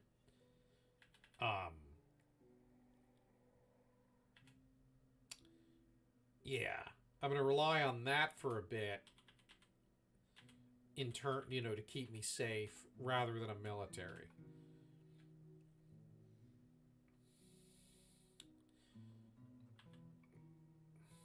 All right. What do we got? Yeah, and here we are running out of rock some more. So we really need to keep digging. That's the danger. If you don't dig, you'll run out of rock to build stuff with. So by doing this will be helpful. All right, so as I'm thinking through this design, we've got, this is our main crafting level. We're going to do workshops. We're going to do, we want a jeweler, which we'll make out of the wood logs. I don't care. What else do we need? We need, well, here's the reality. We are going to need a metalsmith. Right? So we need at least one metalsmith available. We're going to need, because we haven't found any coal yet, so we need a wood furnace. All right, we need to dig out a little more. Because what we need is workshops, furnaces. Ha! And I'm sorry. You know, it hasn't been crashing for me at all. I don't know what's going on, man. I'm sorry to hear that. We need a smelter right here.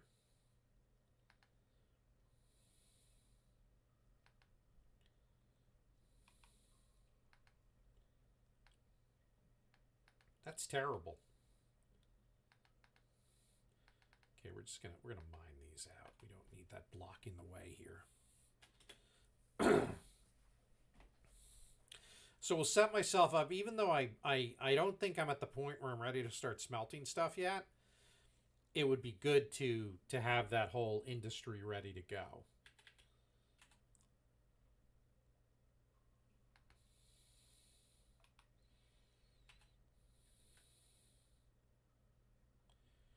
We're going to extend this stockpile, I think, a little bit. We're going to extend it out into here.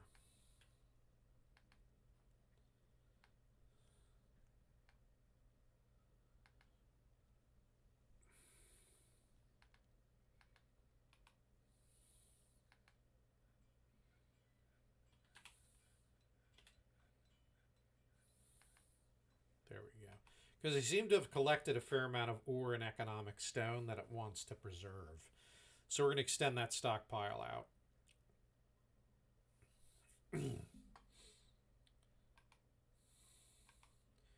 Nothing to catch in the eastern swamps. Oh, and it finished making some various other stuff. How are we doing with wood? As this wood gets used up, they should be pulling more in. The supply caravan. Okay. Now, we need a broker. Is there anybody here who could do that? This weaponsmith looks like he's the best option.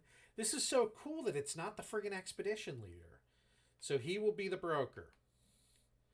So we'll put him at the depot, and then we're going to move goods. Let's look. All the stuff, these finished goods bin. Here we go. Ian, if you're watching, I'm doing a trade.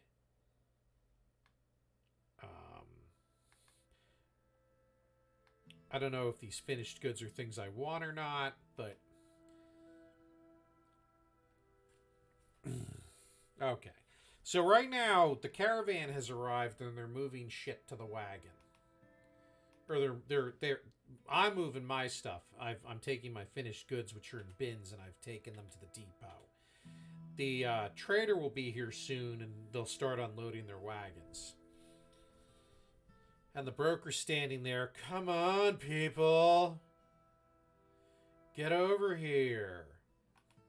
And I've struck gypsum.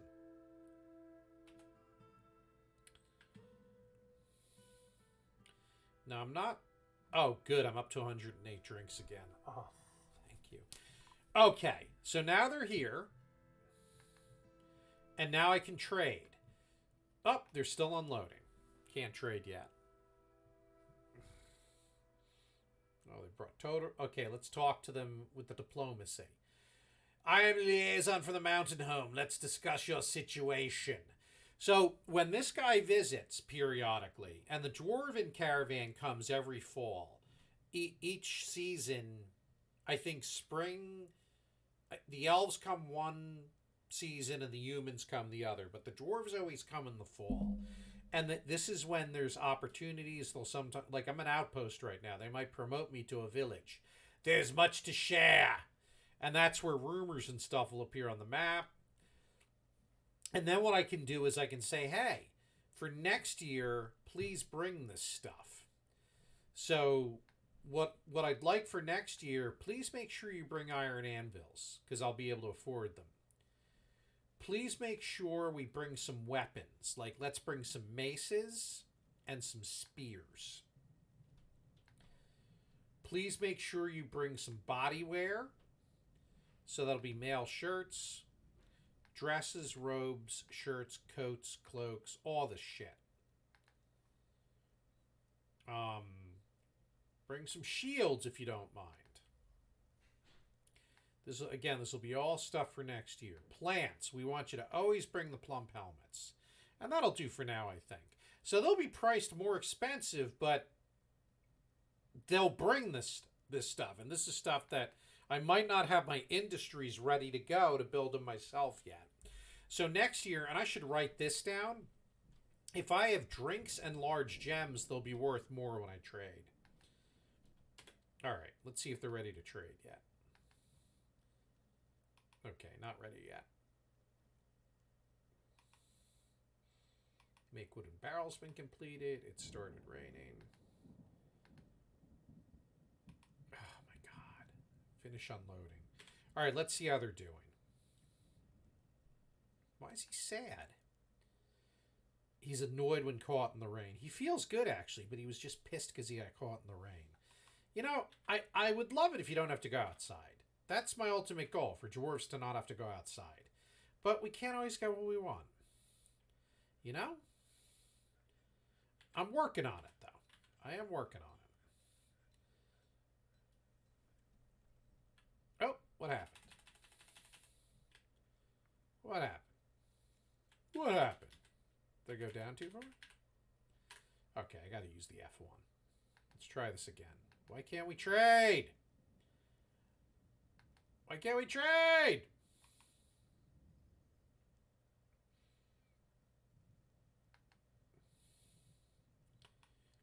Yeah. He's grouchy when caught in the rain. Okay. The game has to run, I guess, for them to actually unload anything. Make wooden bins been completed. Oh. Yeah, you need to make some more wooden barrels. Cracker Barrel. Call up the Cracker Barrel. They'll make more Cracker Barrels. This guy's standing in the fucking rain. See? I can hear it thundering in the game. Here we go. Now we're doing a trade. So, this is the shit I have. And I don't want to trade my mugs. That could be a problem. So I'm going in here and I'm picking the figurines. And you see in the lower left, the trader profit is now 36. Right? Jet figurine. Jet figurine. All right.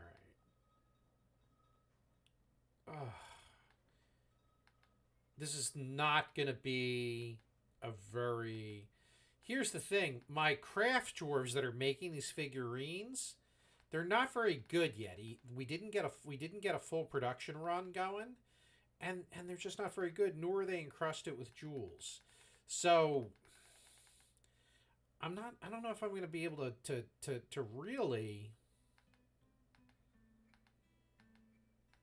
really get anything good out of these guys this year. But I'm trying. All right, we're up to 240 in profit. Okay. Usually it's worth a lot more. So now we can do is we can look over here and say, well, what do we want from them? So we're not going to worry about bars. We're not going to worry about gems. We're not going to worry about blocks. We're looking for fundamental stuff that might actually be handy for us to survive. We don't need toys, because thank God we don't have any kids yet. I don't think we really need cages.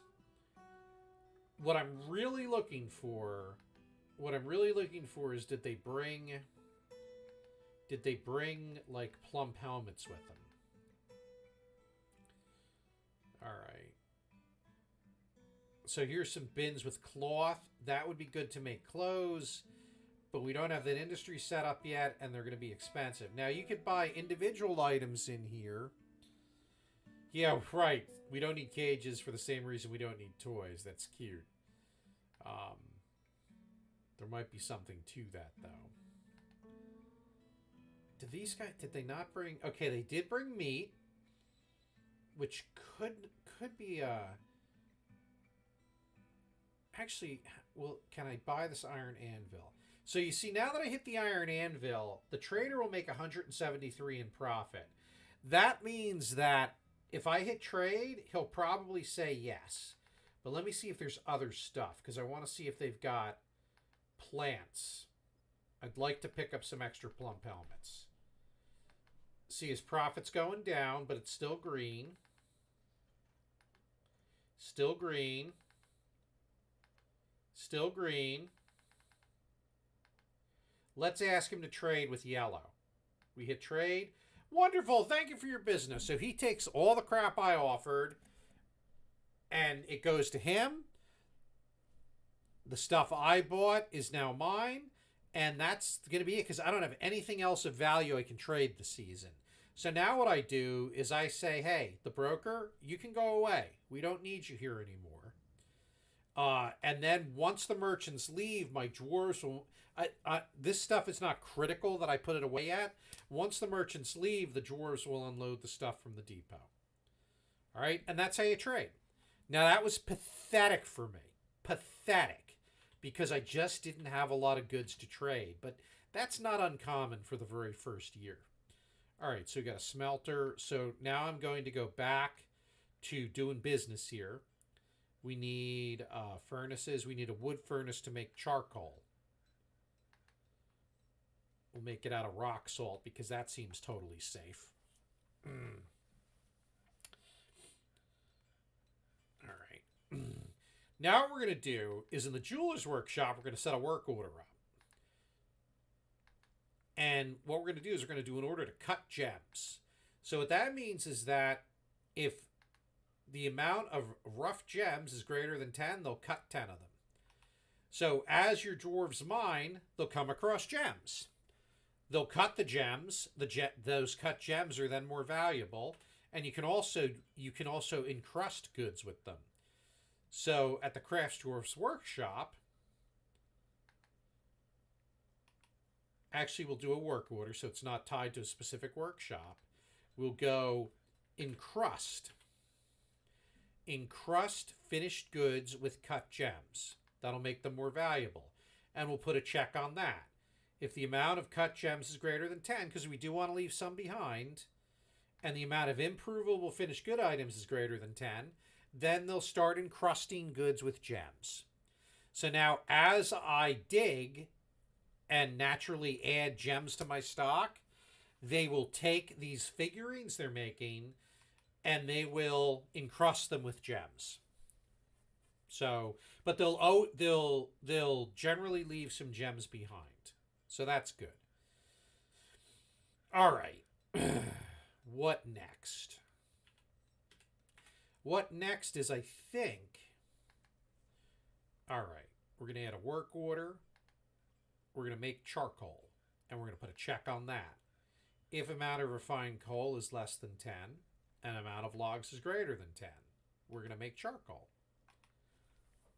Because we need that for our metal work. So we're going to kickstart that a little bit. Now they'll take logs, they'll turn logs into charcoal. 2 of these conditions are an and condition. Let's double check.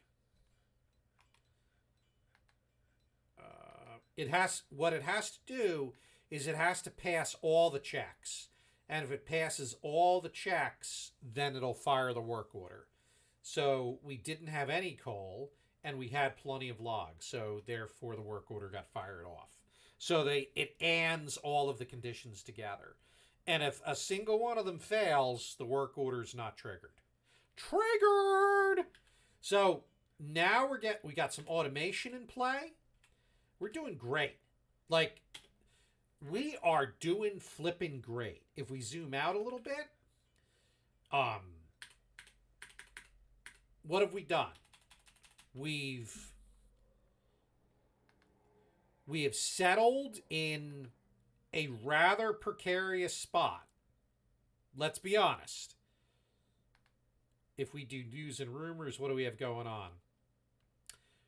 This right here, that's a local place.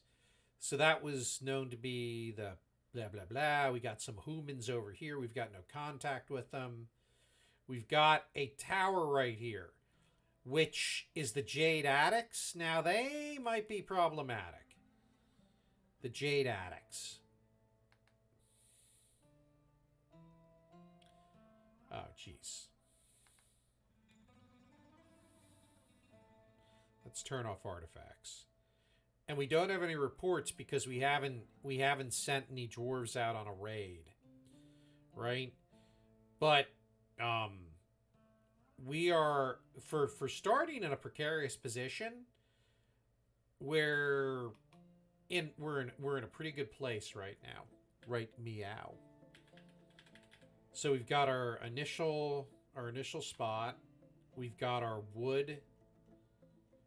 Like, this was our emergency, like, get going and our dormitory to absorb new people. We got our farms. We get through the aquifer. We've got our main production hall. We've got our kitchen and dining area. You know what? We can probably add some stuff to that dining room.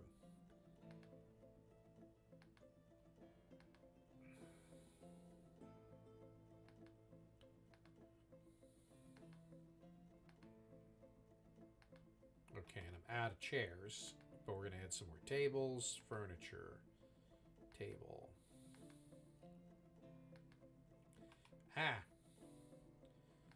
Furniture, table.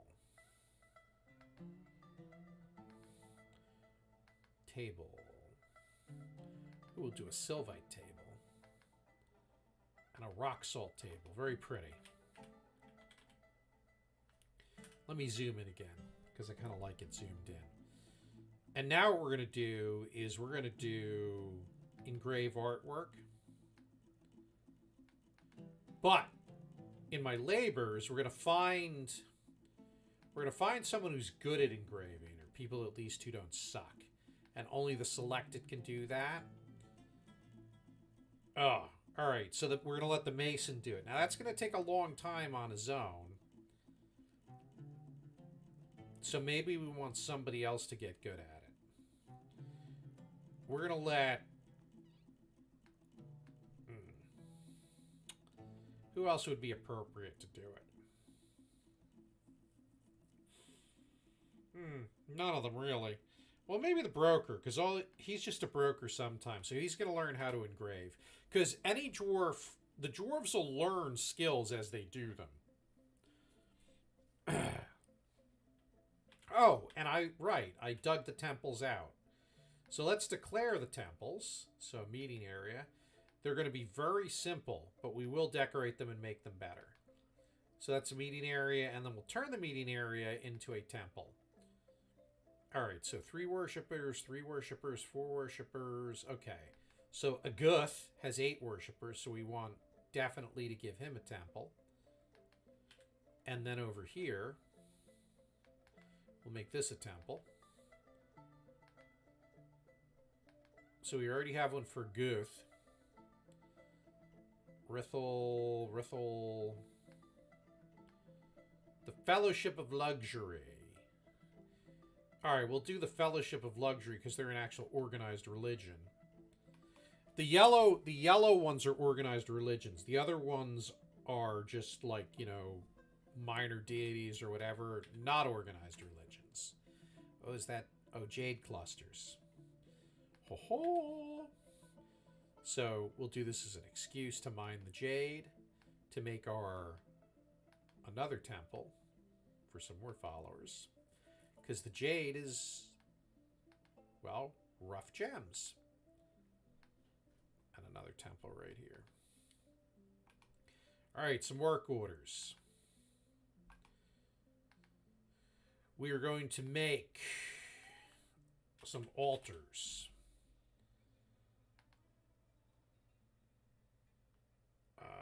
We're going to make them out of rock.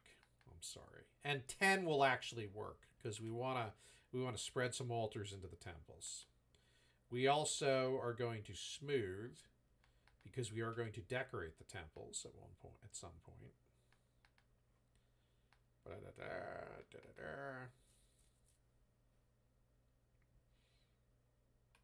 right, while they're doing that, we will make this a meeting area. Accept. And we will turn this into a new temple. I wonder if I should make like a Unitarian temple.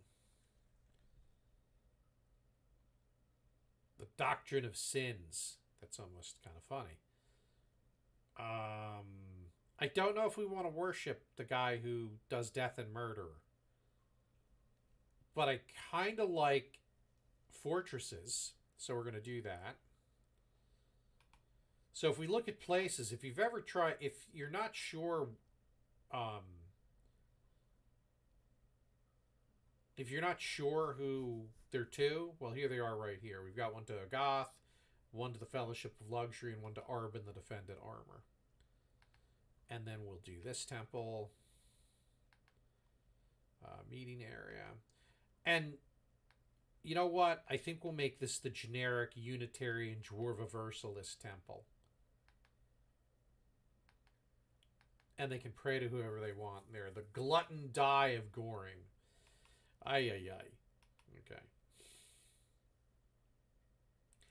Okay, the merchants will be leaving soon. Make wooden barrels been completed. Cut gems has been completed. So that's good stuff. And there's a goose in the temple. I don't know if that's heretical or not. A snowstorm has come. Yeah. I get that we're... it seems we're sort of in a wintry place. All right, how many tombs did I make? I made 10. So we're going to make a work order. We're going to make rock coffin. And then we're going to set those up so that they're staged. And then when necessary, we can bury the dwarves. Yep, the merchants are gone. So now my dwarves they'll take the stuff that we traded. Oh, look, it's snowing.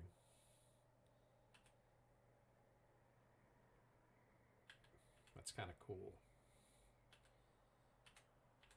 Kind of cool.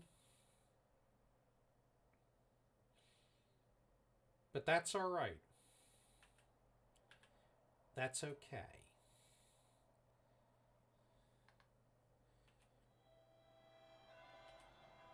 I don't think the dingoes have really been an issue, have they? The dogs are annoyed being in a snowstorm. Do we have any livestock left?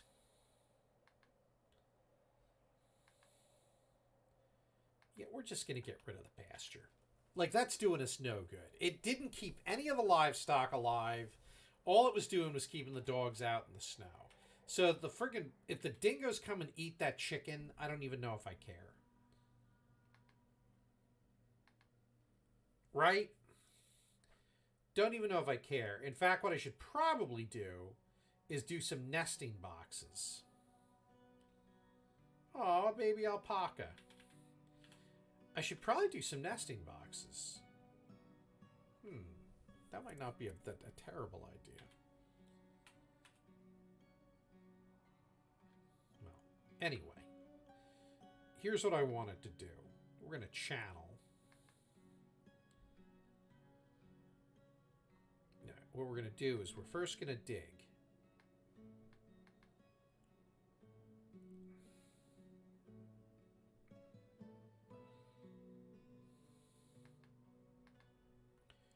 And then we're going to channel. And what this should hopefully do... No, stop. What did I do? I built a ramp. I wanted to channel.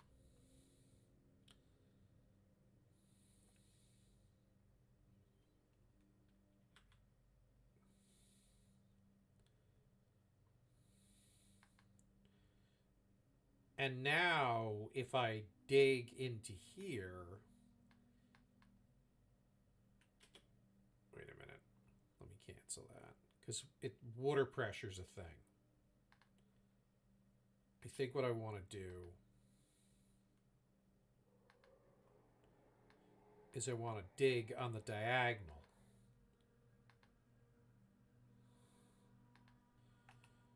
All right, let's see what happens. And that should let water in.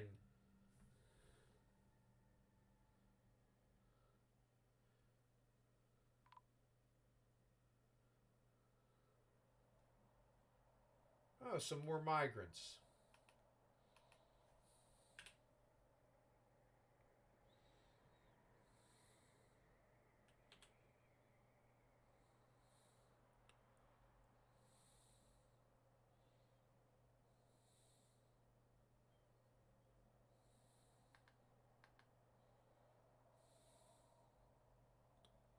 All right, so these are damp walls. And the water's coming in.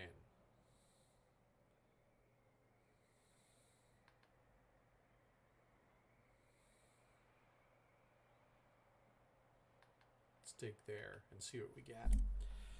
Because water on the diagonal, that'll reduce the pressure, which should make it easier to deal with. Where's the actual aquifer?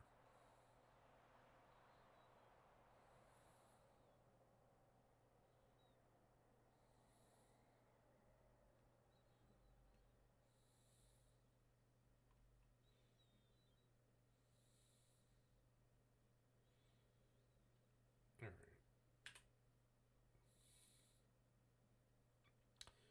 All right, so we're gonna. Oh, these guys are. We're out of the appropriate rocks again. All right. I think what we need.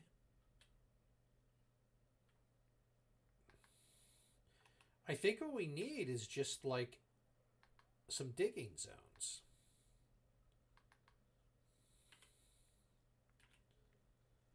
Like, we just need to dig a little bit.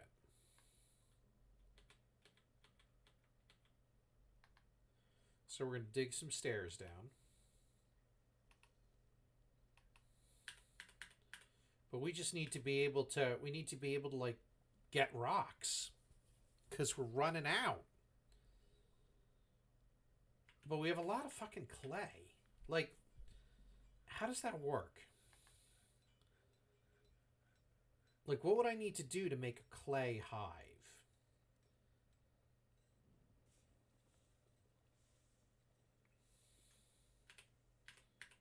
How are we doing here with the water? All right, so the water is starting to build up. The water can be up to a level of 7. And that's kind of what we want to happen. We want this to fill up. We want this...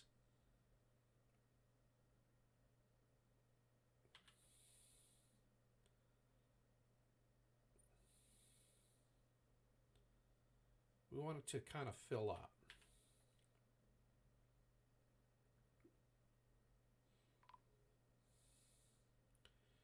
Ah, another dead mule. This button right here, by the way, takes us to the deepest discovered spot in that area. All right, we're just going to need to keep digging and mining and digging and mining and digging and mining and digging and mining and getting more rocks. Because we're exhausting our rocks. And of course, being a dwarf, I want to dig deeper. Because that's not going to tempt anything. Alright, we have charcoal now. Oh, we found coal. So that's good. Because we can do stuff with that, I think. Alright, how are we doing with the coffins? Furniture. Burial. We've only made 2. Alright. Oh, I think we struck native platinum. That's cool. The dingoes, yeah, the dingoes certainly. All my shit's just starving to death. And I don't know if I care.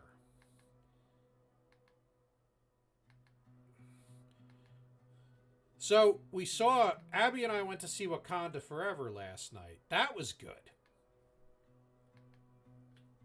I thoroughly enjoyed it. I don't know if you and Sherry have done that yet. Yeah. Oh, I was a little. I was too proud of myself, honestly. But they were irritating me, and you know, there's just some things you don't do. Like it's not your family room. Oh yeah. Oh, you're going next week. The Wish. God, she's such a beautiful ship. I think you'll really like her. I hope you guys have a fantastic time. Sharon and I the Wish was amazing. The naysayers can bite me. Like it's just so neat.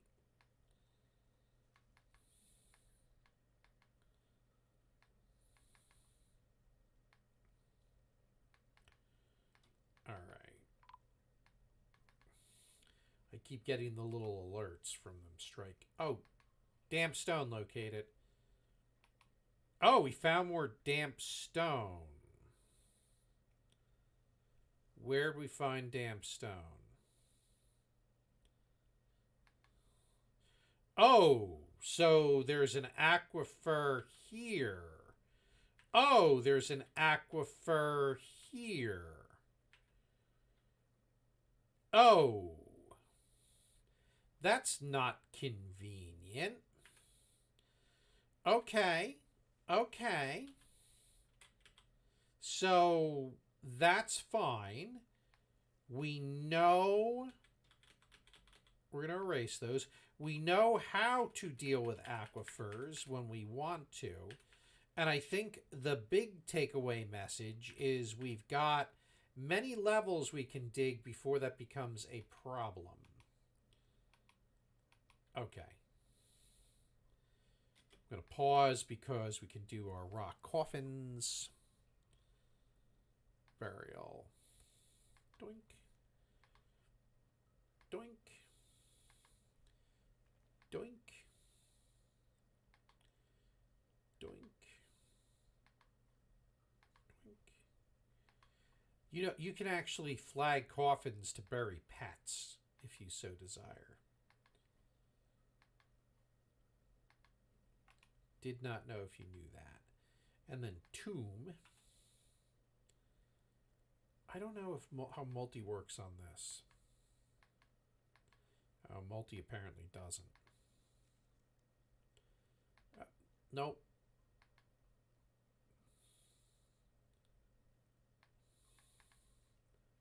Needs to be enclosed. Not worth it. Because I would have to use doors. That one leaks, but it doesn't matter as long as there's only one coffin. It's good. So this is very manual. Hopefully I won't need these for a long time. But and honestly, the biome I'm in, I'm surprised we haven't received any visits from unfriendly neighbors, but maybe the game's giving me a little bit of a break. Unfriendly neighbors.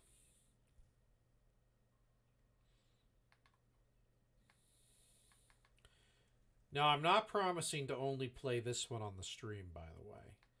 I do reserve the right if I want to just dork around for a little bit and maybe make some minor improvements to play with it as I wish, but I think I'm going to try and mostly stream this one.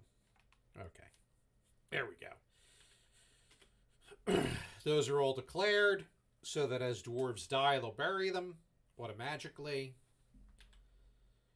We want to smooth here. How's the dining room engraving going, by the way? Slowly but surely, but it's looking nice. It's being engraved. Nothing here. Apparently we can't keep livestock here.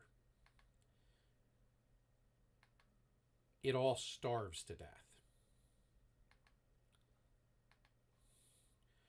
You know, we'll be able to keep livestock once I breach the caverns. Because what'll happen is then on like the sand, we can either set up a pasture in the caverns, or it'll start growing cave fungus on like the softer surfaces.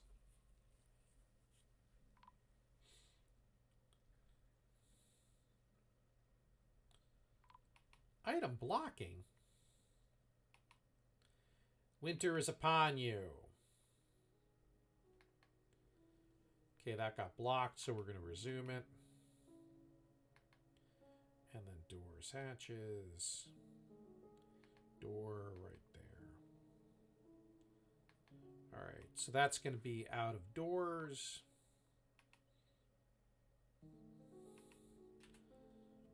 Okay, how many beds do we have? Do we need to make more?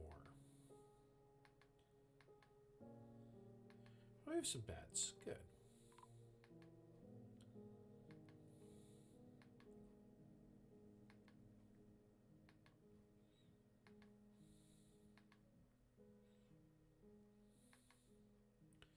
Oh dear, we need to make... Let's make a few more beds.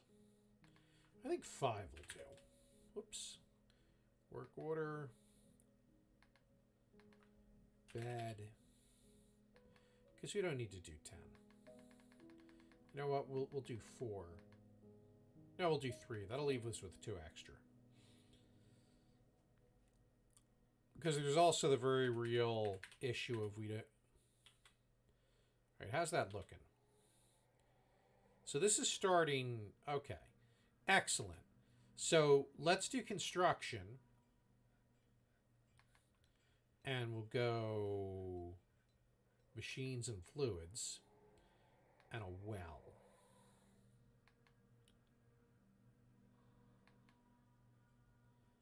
Needs blocks. Okay. So... block. Make rock blocks. We're going to make some rock blocks.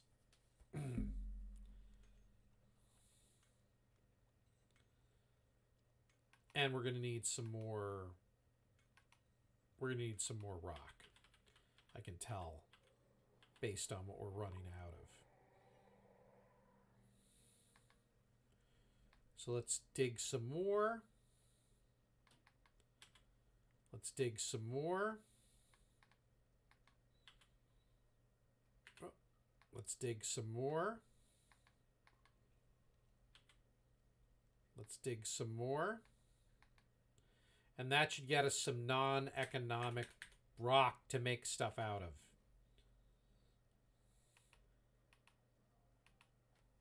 Because that's now starting to become an issue. Furniture. Bed. Yeah. All right. Now we're going to try the bedroom with the multi-bedroom again.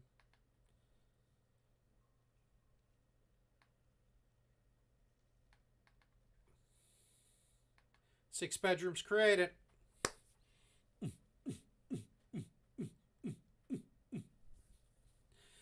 did it. I did it. I did it. Oh, boy. We've got so much clay.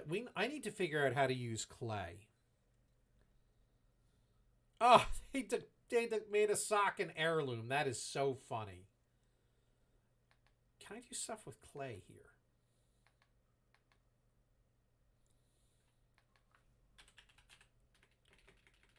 How do I do clay?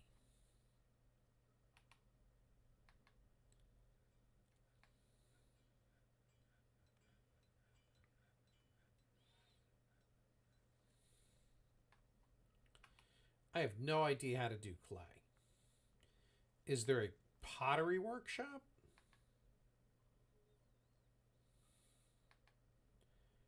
Kiln. Make clay objects here. All right. Well, you know what? We've got this crap that appears to be clayish. So let's extend our workshop here because we need rock anyway, right? That's kind of the lesson. And we'll build a kiln because this stuff apparently we can make clay things. I mean, why not? We've got a lot of it.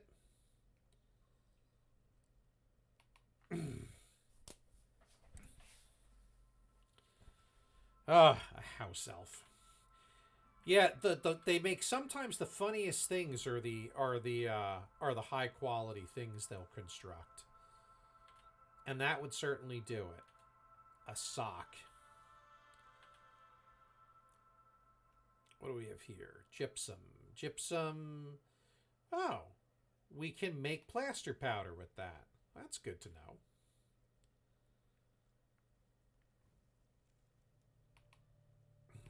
Looks like we're back on track with our work orders. That's good to know. Looks like we got some more gems here.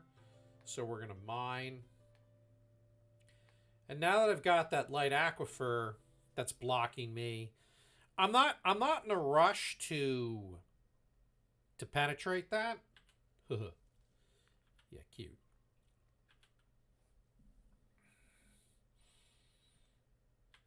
It's definitely going to be the kind of thing where I'm going to probably take it carefully.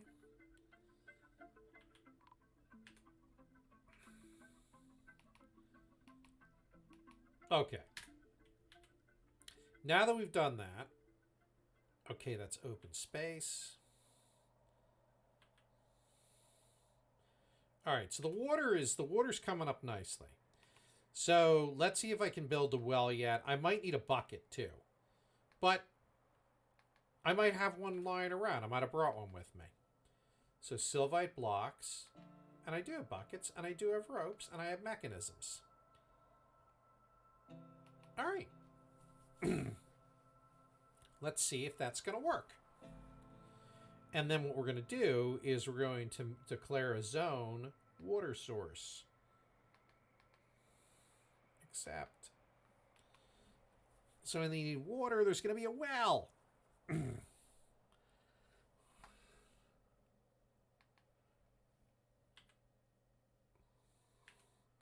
Because it should reach down into the block below it, which is now full. 6, 7, 6, 7. Yeah. So the water's leaking in from the aquifer just as I wanted it to. And it's, yeah. We now can draw water from the well on the farm level. Yeah, because this is just a slope, right? There's no water here. We can just see it. But that is excellent.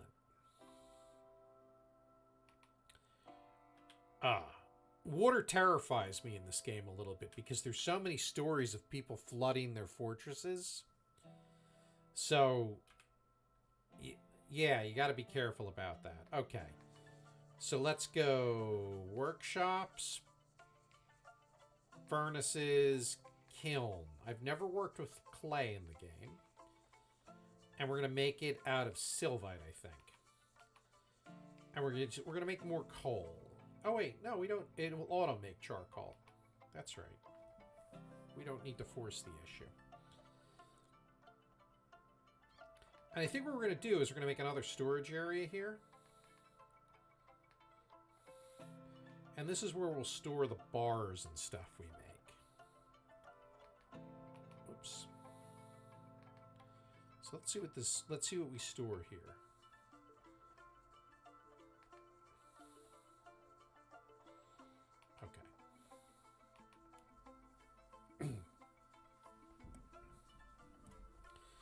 Let's see what kind of work orders we can do here.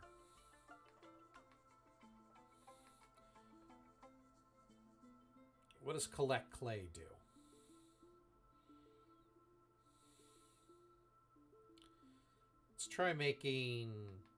Let's try doing a few clay hives.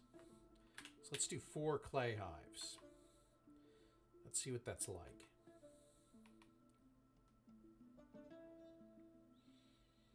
Because if we can set up hives with the bees, we can get honey and probably make some mead, is what I'm thinking. All right, so now we're going to do, now that we dug this storage area out, it's going to be a new stockpile. And it's going to be for bars. Bars and blocks. So, bars metal, that's good. What would other materials be? We can do none, but then we're going to do coal. We can do clay. All right, everything else is fine. We just, some of the stuff we don't want. Okay. And I'm curious to see how this is going to work. So he brought charcoal. He's making the clay hive. Okay.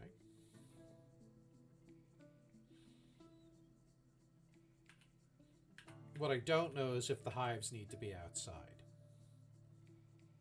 So what we're going to do is down in the farm area, we're going to make a little room here.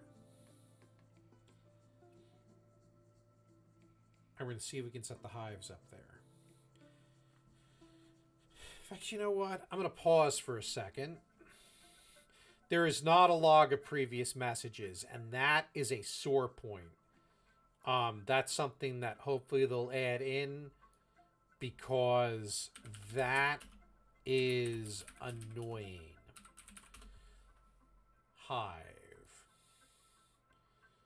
It is used in the beekeeping industry. Hives can be made, building or removal. They must be built adjacent to or on an above ground tile.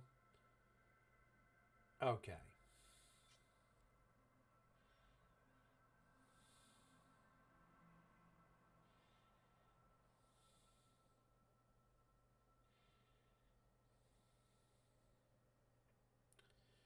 Oh, wow. So I need to build these outside.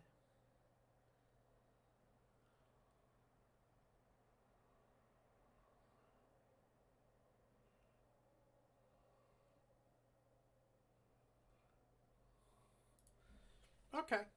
So the hives, this is actually kind of pointless having this little thing right here, but we'll do. Oh, you know what we can do though? Nesting boxes. Yes.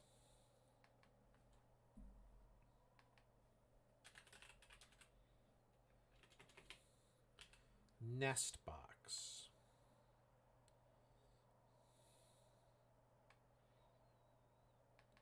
We'll do some nest boxes to get eggs. And you know what we should really do? Let's open up some work orders. We're going to, from the kitchen,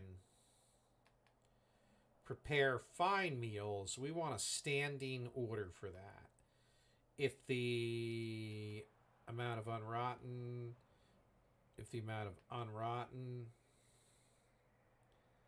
no, not solid items, unrotten, cookable items.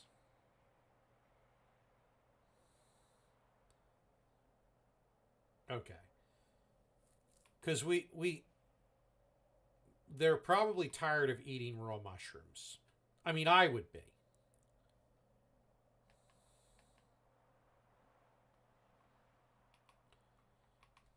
I would certainly be. Let's see. How are we doing with things? So we have the hen and the poult. We got the gander. Others. We got a giant mosquito. And a barn owl. What we don't have... We have all our stupid dead livestock. What we don't have is... any sniff, hide, nor hair of undead, which is strange to me. I would have thought we'd have feisty undead because of that dwarven tower, but maybe they don't even realize I'm here yet. That's a possibility. Right? Like, as far as they know, I'm nowhere. Let's look at finished goods or figurines.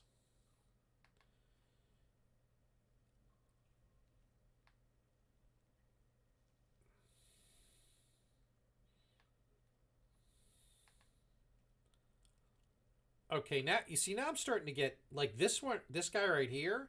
It's fine. It's worth 100. It's encrusted. Yeah. So my guys are starting to like do some good work there with the figurines, with the gems. So that's great. But you know what I need to do? I need to keep providing them with raw materials.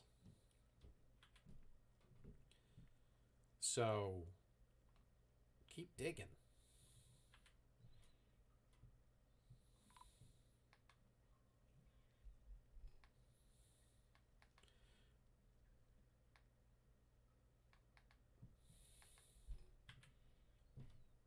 Yeah. Keep digging.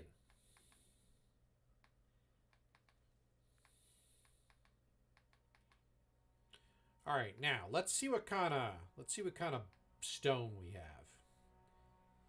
Because it's time to start thinking about weapons and armor and stuff like that. Siltstone, rock salt. This right here can become iron. What can oh, and so can limonite. Okay. Good. Good. So let's do a work order. We're gonna go, you know what? No, we're gonna do it this way. We're gonna go to the smelter and add new task.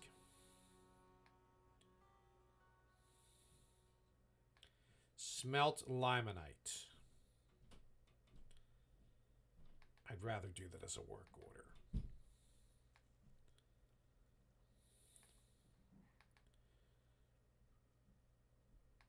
And we're going to do amount of iron bars available is less than 10. Amount of limonite available is greater than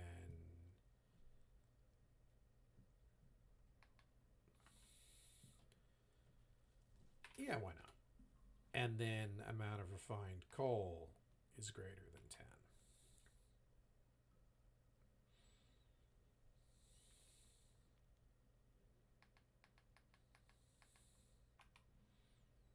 How are we doing on wood? We're doing okay on wood. We're doing just fine with wood. We got a lot of wood lying outside.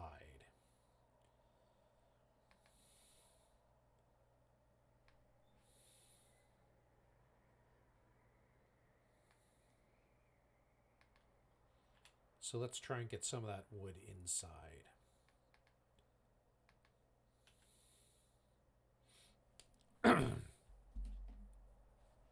By mining some more. We're tearing through this. There's nothing to this.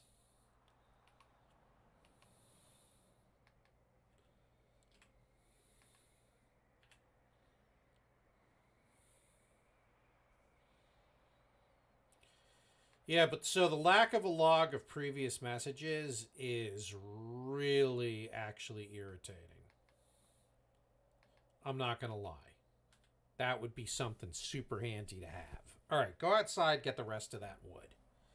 What do we got going on here? Stray cat. Oh, look, one of the cats adopted one of my dwarves finally. All right, so it looks like we've made some meals. We ran out of raw ingredients. Make clay hive has been completed. That guy became a stone crafter. An animal's now a stray turkey hen. All right. How are we doing with the nesting boxes?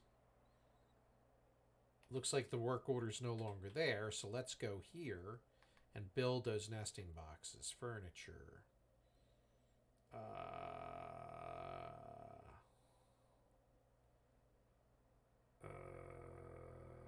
Workshops, farming, nest box.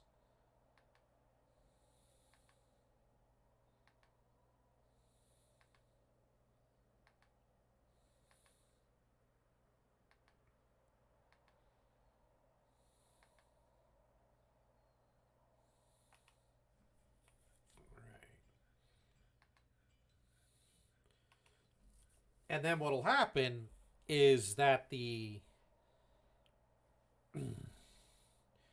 going to build a door, because there's a little trick here. If the birds are in the nesting, we need doors. Stone door. It's never stone, it's rock door. I want doors.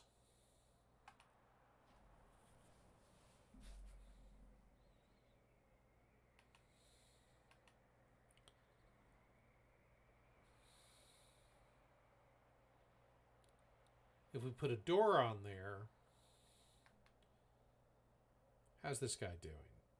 Satisfied while yelling at somebody in charge. Oh, all right, good.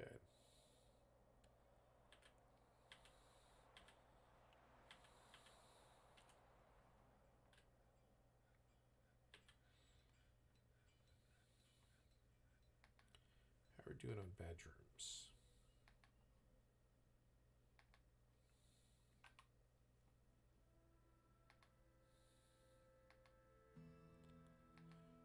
Oh, geez, they're not grabbing their own rooms?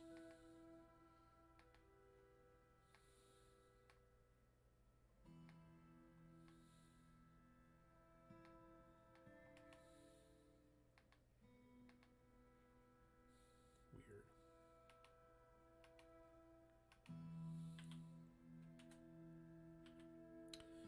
Okay.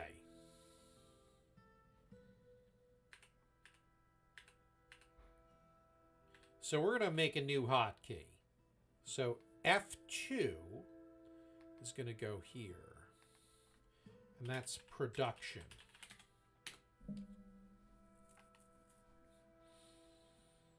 Right, I think that's a fair idea.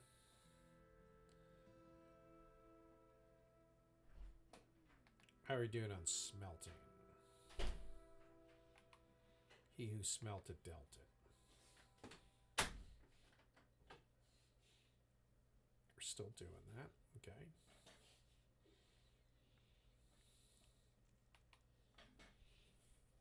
Great. Now we'll go up top and we're going to set up the beehives. So that's workshops, farming, hive. So we're going to put one here, one here, one here, and one here.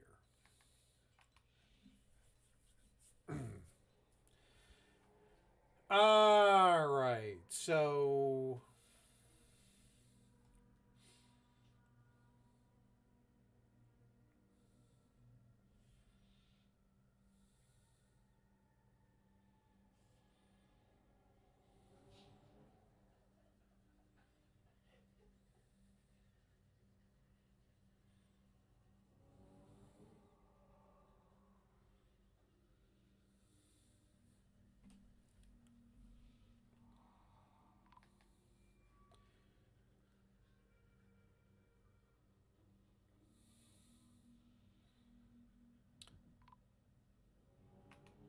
oh, what's this?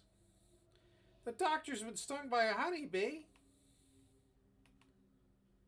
That's apparently not a big deal, by the way. In fact, they can recover from it, which will give them a happy thought. So that's kind of cool. Also, can we gather any fruits, plants, whatever? Who's that?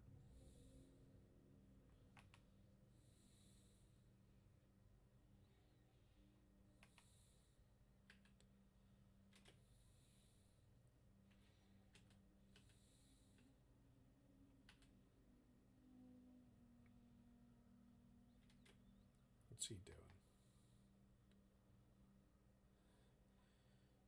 Oh yeah, he's installing a colony in the hive.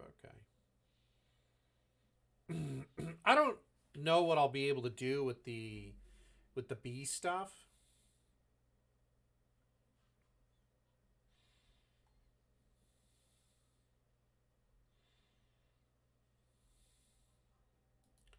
Honeycombs. Can collect once, it'll eventually create a honeycomb. If the hive is set to get, and empty jugs are available.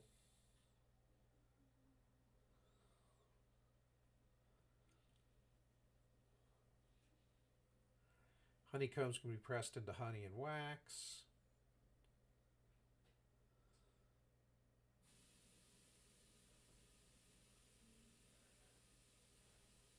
All right, I'm going to have to read about the beekeeping industry a little bit.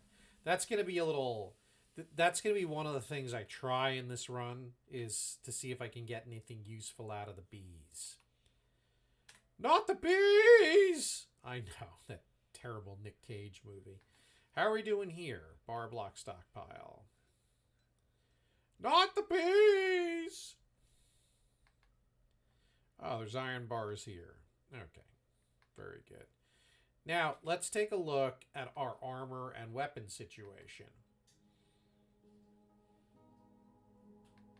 Shirts are not armor. Oh my word. Shirts are not armor. Oh, okay. We're gonna need iron mail shirt. We're gonna start with 4. We're also going to make a work order for iron helms. We're going to start with 4.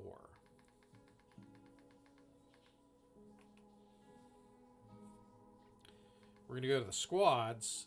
Well, first we're going to appoint a military command, a militia commander.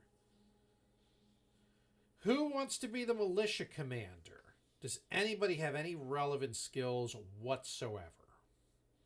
No. None. So that's where I generally take any slob and say, hey, guess what? You're the militia commander now. So let's go with the animal caretaker. So we now have a militia commander. We're going to create a new squad. They're going to wear metal armor.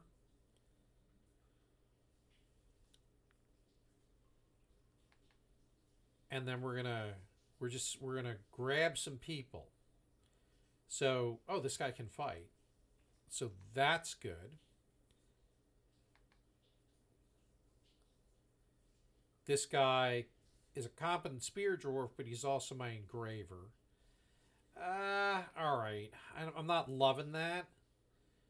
But we need some people in the squad. My squad? And the woodcrafter. He can craft by banging people on the head. All right, so back to squads. Let's set up their schedule. We're going to show the monthly schedule. And we're going to edit. We're not going to do any constant training.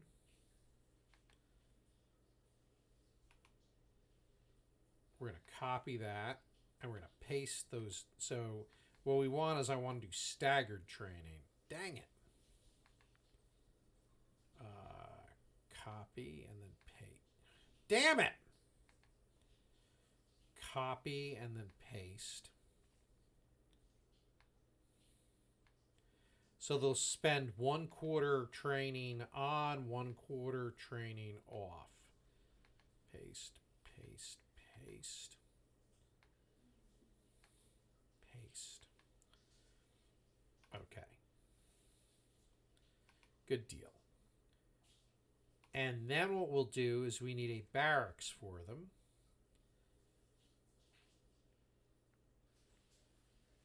So we're going to put the barracks...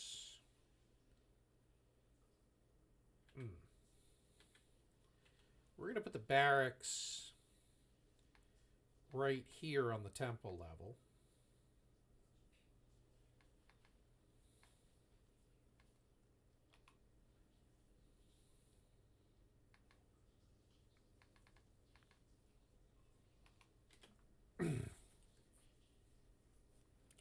That's where they shall train.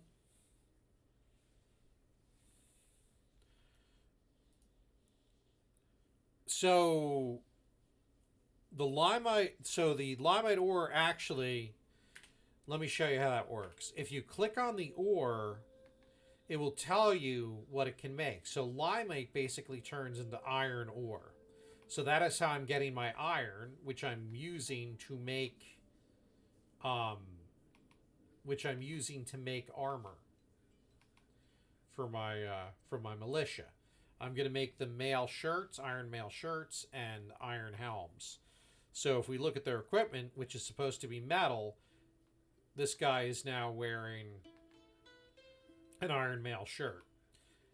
None of the other guys, like, we didn't come with any metal armor. So I've got to craft every piece of metal armor for my dwarves, right? And I'm starting my first militia squad because I'm getting concerned that if I don't have any dwarves in the military, it's going to be problematic. So they're going to train here, they're going to store their gear here, etc., etc. Yeah. So now they have a barracks where they can train, and we're just going to make archery targets because they look cool.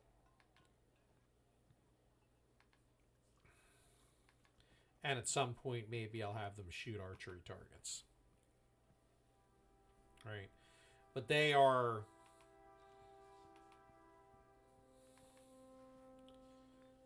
Alright, and then smelt limonite ore, that should automatically reboot when there is...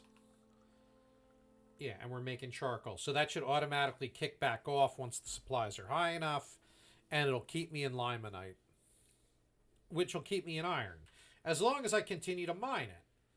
Now, what I can do is I can look around. That's sylvite, that's rock salt, that's sylvite. Here we go, saving. Oh, it takes so long to save!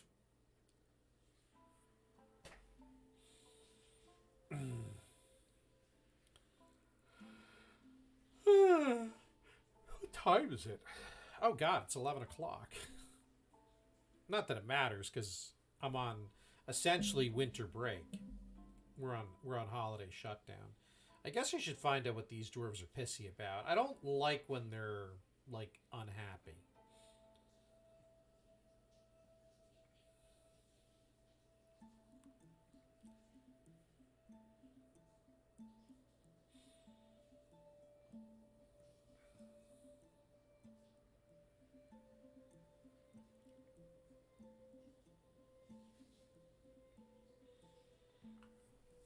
I feel like they're... I feel like they're in pretty good shape, though.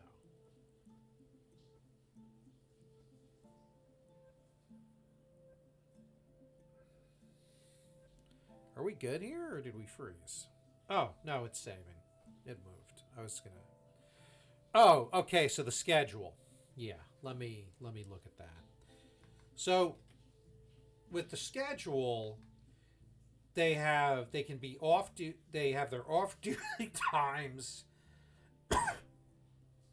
So right now they're in granite.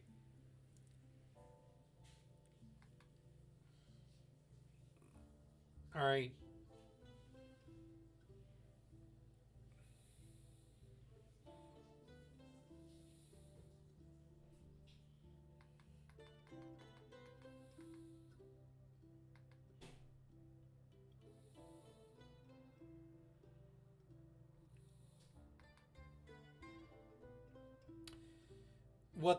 So staggered the two different trainings, I got to read about them. But essentially what's going to happen is they're going to be training during this month. Add any routine off duty. Yeah, I don't know. Basically what they should do is they should train during this month. But although it says they're off duty, but when your military, if they're not training periodically, they will get They will never get any good at fighting. And the staggered training, to me, it seems that it's less intense than the full-time training, which gives them time to do other things. You can also you can assign a training order. So, like, I'm going to tell them to go train right now, even though their routine is off duty. And now what they'll do is they'll grab their gear if they have it, and they'll go to the barracks and they'll start, like, doing training. Like this guy here, he's going to an individual combat drill. This guy's going to an individual combat drill. And as they do this stuff, they'll become proficient in the combat skills they're going to need to defend their home, right? But so the training stuff is supposed to help. See, here they become a recruit and the militia commander. It's supposed to help them become decent enough that they don't always have to fight for real to become any good. And the part that I'm unclear about, what I always do is I set staggered training. It defaults to the first quarter. They're on for 3 months, off for 3 months, on for 3 months, off for 3 months, doing staggered training. Ready, you can give them like a patrol order or something like that. But this off-duty thing right here, I'm not 100% sure. I'm not 100% sure how that works. So, yeah. Actually, wait a minute. Maybe I just figured something out. Edit. At least 4. Done editing. Yeah, so that number's not staying the same. So, yeah, I think I'm doing it right, but I'm not 100% sure. But right now I'm forcing them to train, but that's taking 4 of my guys pretty much out of doing other work in the fortress. Also, the war dogs, we're going to assign them to our militia commander as her personal pets, and then they will join her on the field of battle when necessary. So that's kind of cool. Rawr, rawr, rawr, rawr, war dogs. And what I'll do is my next migrant wave, I will assign more folk to the military. Another thing they'll do is as the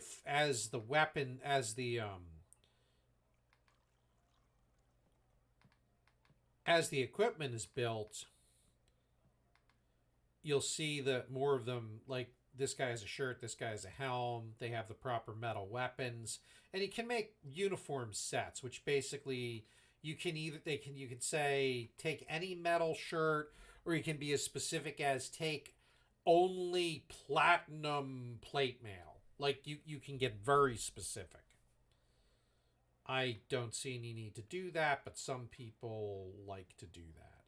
All right, let's see what's going on with some of these crankier people. No, he's in combat drill. So why are they cranky? Oh, I'm nothing special. So he was annoyed from being outside. So he's got some unmet needs. While they're fighting, he's tired. All right, now he's healthy. And he's become a competent spear dwarf.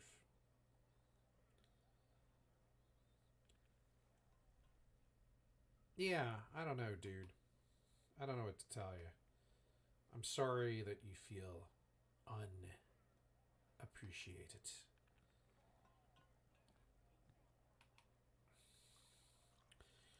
All right. But I'm going to cancel their training order at this point, and hopefully they'll do it as part of the regular schedule, but I want them to make sure that they get in some happy self time too. Meditate on gambling. maybe it's time to do some things. Yeah. Maybe it's time to do some things like my paper industry, get back into that. All right. But I think what I'm really going to do is I am a little tired. So I think for now I'm going to save my fort. Yes.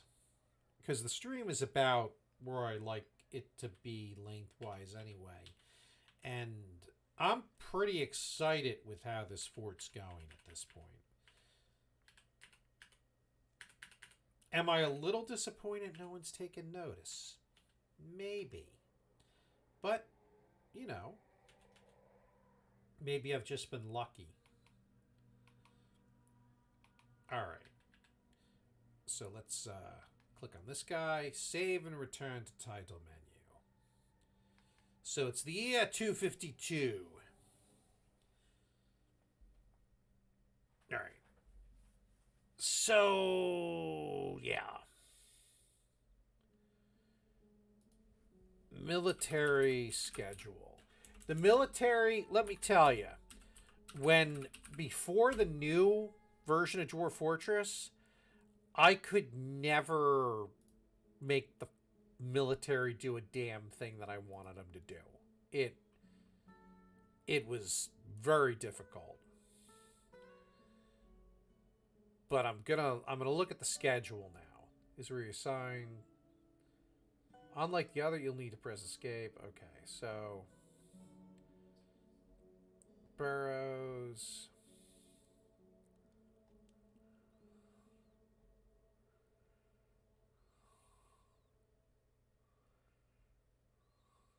Yeah, the military schedule doesn't quite look the same.